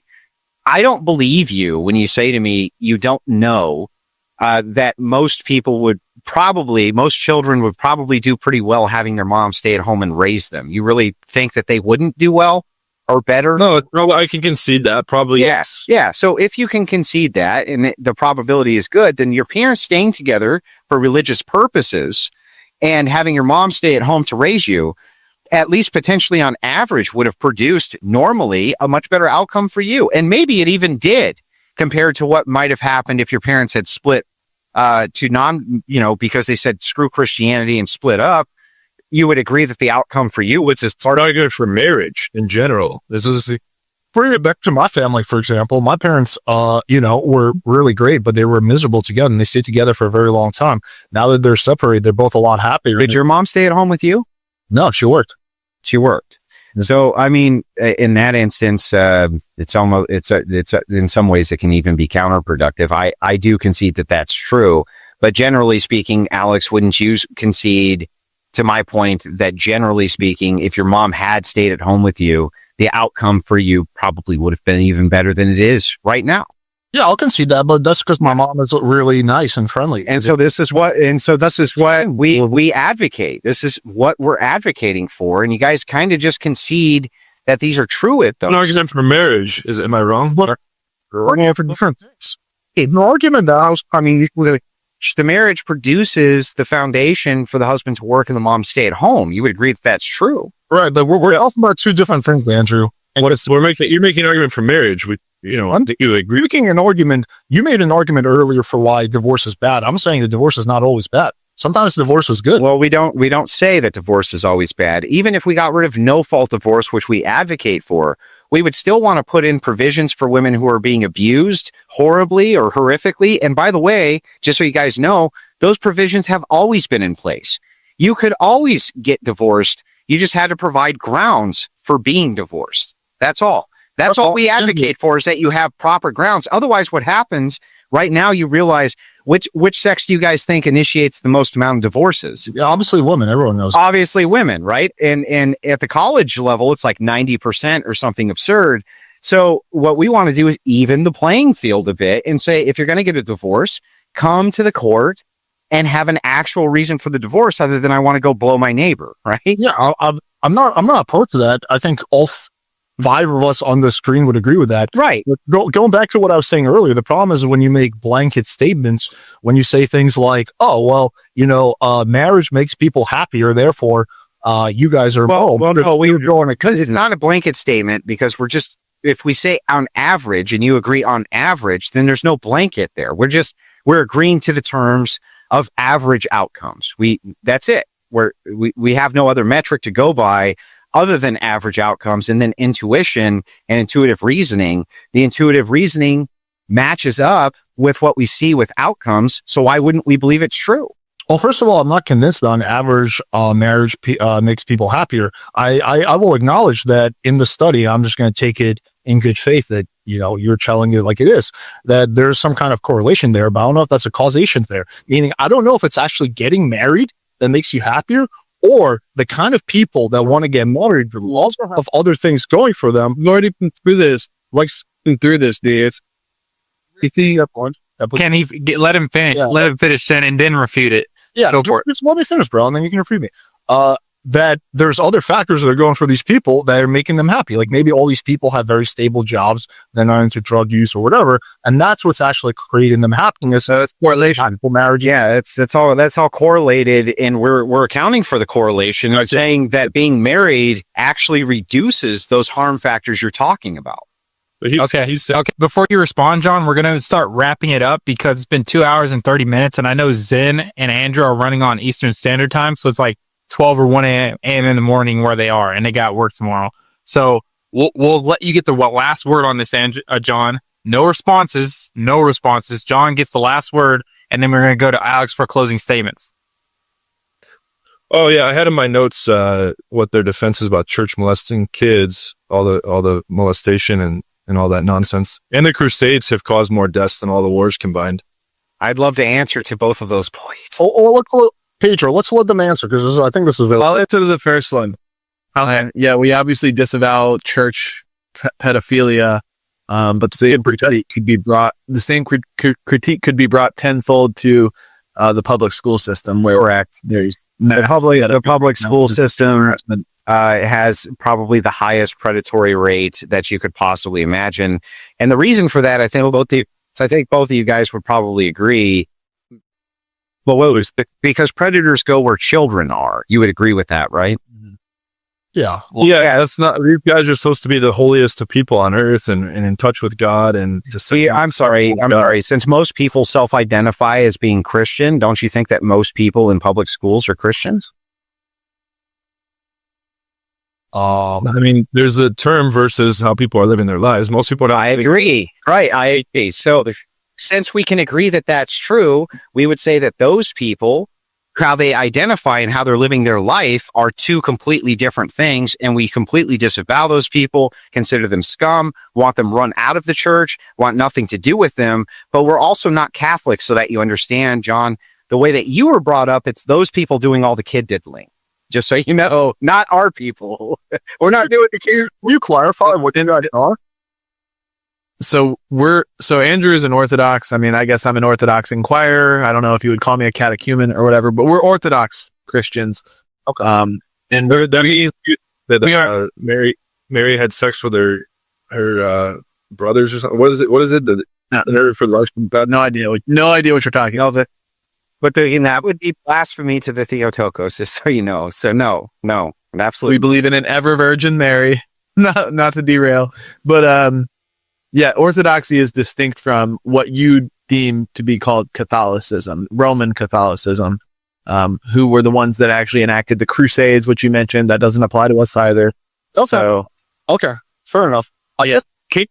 Diego must have. This is jumping off from premarital sex. no, see again, but quickly, John, to correct you, I don't remember if it was Cain or Abel, but God made one of them a wife. I can't remember precisely which one it was, but He created a wife out of nothing. contrary to the surface level belief, God made more people than just Adam and Eve. Pedro, can I have maybe like 2 minutes just to go through rapid fire on some things, and we'll just go real like. So yeah, I have a feeling it won't be rapid fire, but Do we get to wrap? it's a yes, no's, and then Sure.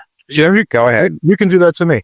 Okay, so I just very quickly, as we were talking, pulled up, I just typed in study, sex, effect on happiness. And basically there's a study that people who have sex more frequently report a greater sense of general happiness.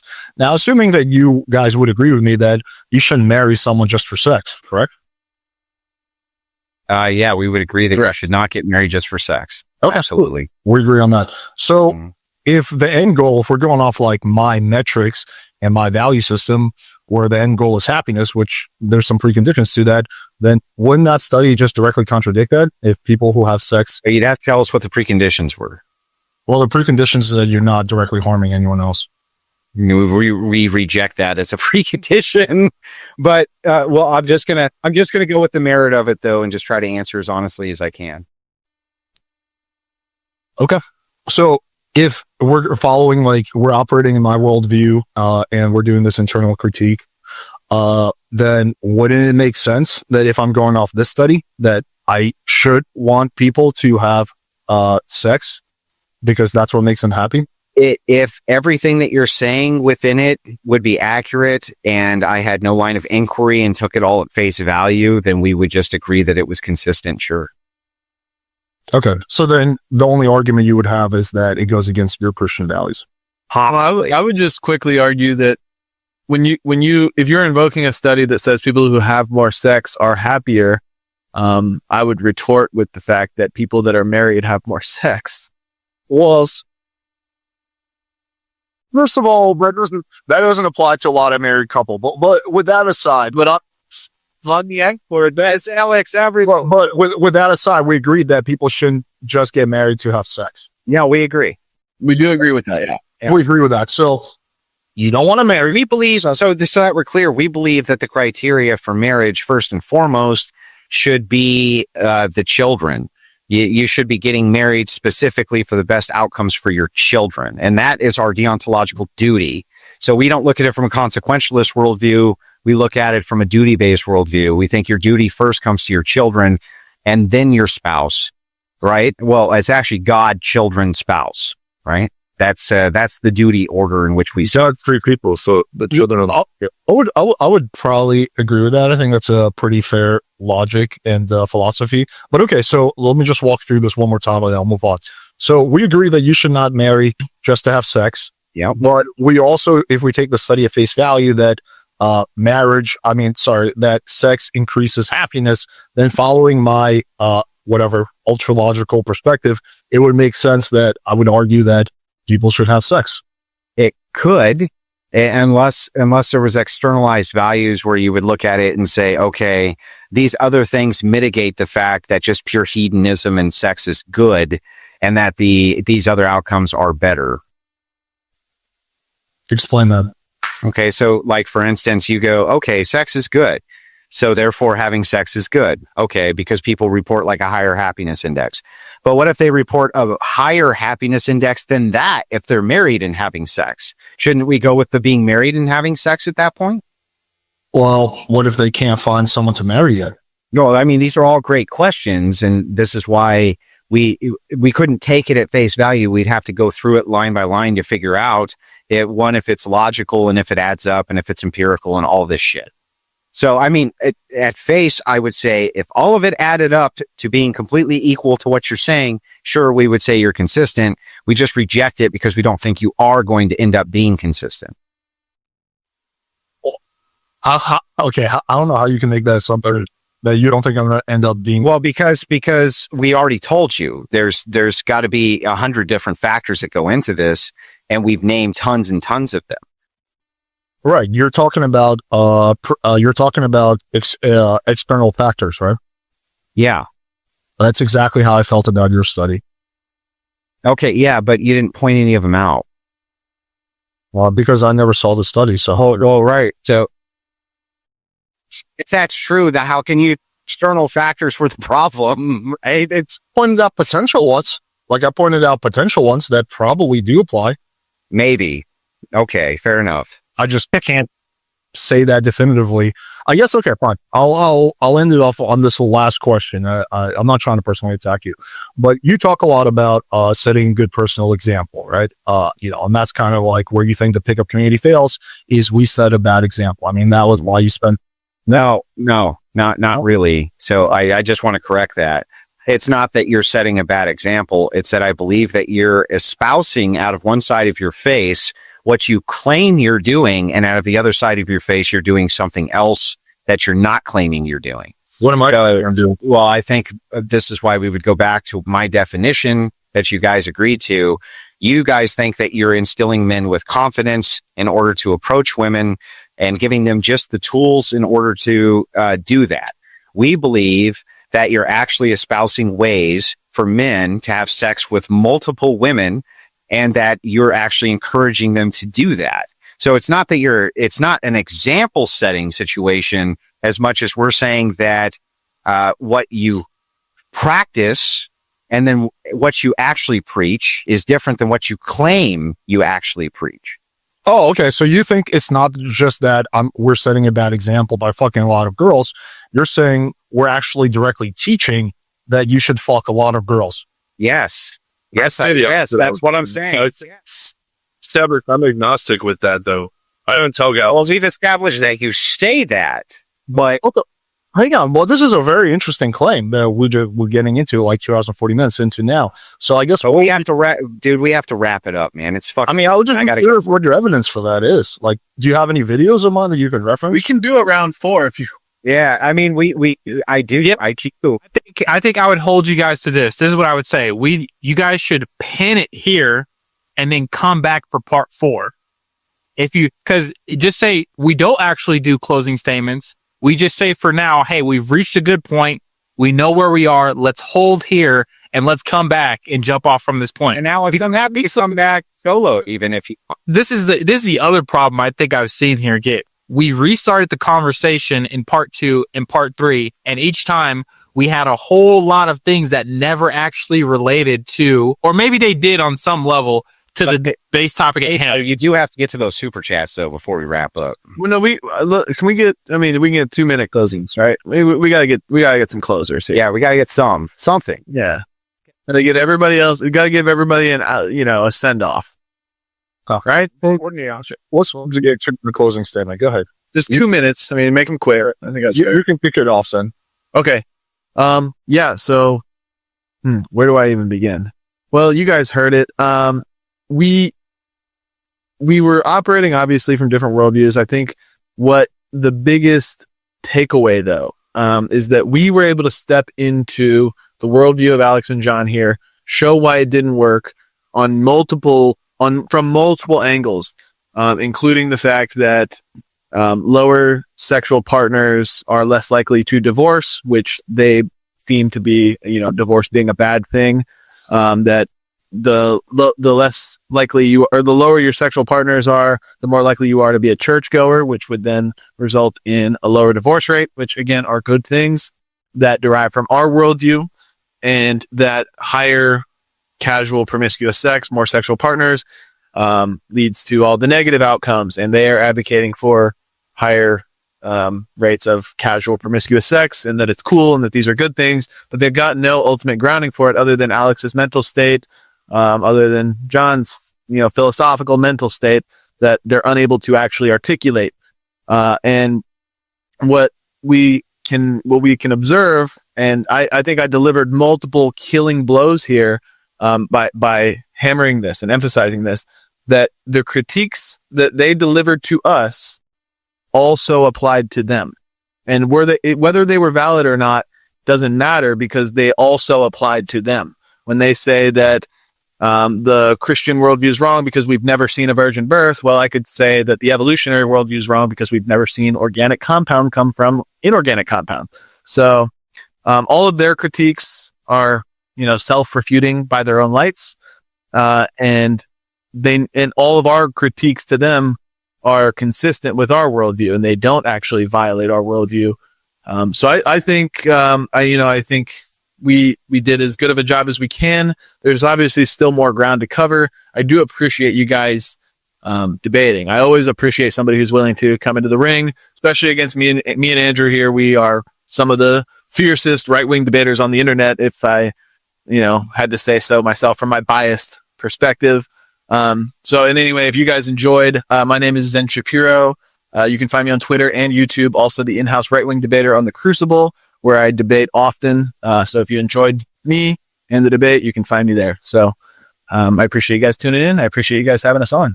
Cool. Awesome. Thank you, Zen, for that closing statement. I'll move it over to Andrew for his closing statement. Oh, okay. Hey, let's not interrupt either. I wanted to interject there, but I kept my mouth shut. Let's all give each other courtesy to make the closing remark. Yeah. So first and foremost, John, I know that in the intro and then kind of our sparring back and forth that you took that personally. Maybe that has something to do with something external going on. I don't know. I think that when we got into the trans portion of this thing, this was... I'm not ashamed of that. Yeah. Well, this was not... what I needed you to know is that this was not designed to be a personal attack, but rather to challenge what you're espousing and what people are believing versus what might be factual. And that's the point of the debate.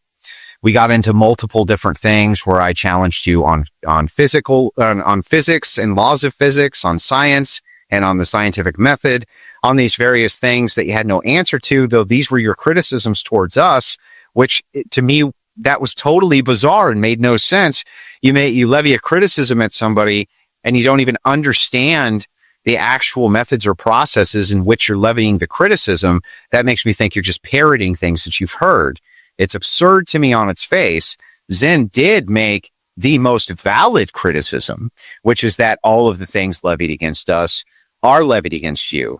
I was trying to get as ultra good faith as I could and answer yes, no, and just, but anytime I would ask you one of those questions, I was straight up stonewalled, said it was non-analogous. We don't have to answer that. We're not going to engage with that.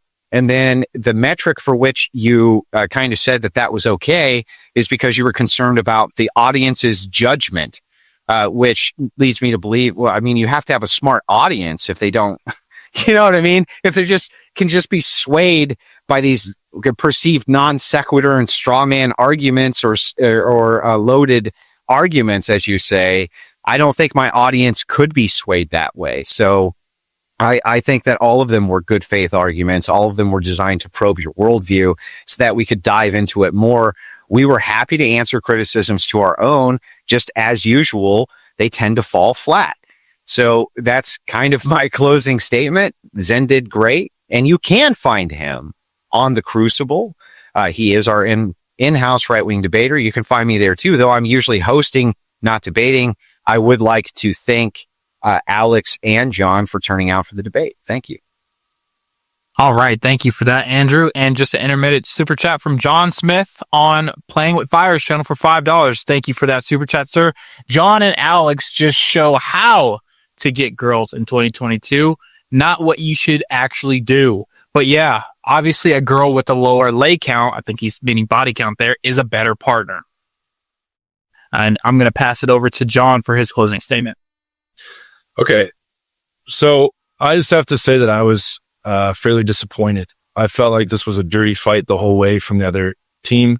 It was a lot of, I'm going to make a response while I'll dissect it. It'll waste much time, but it was a lot of apples and oranges. There was a lot of logical fallacies. There was a lot of loaded questions.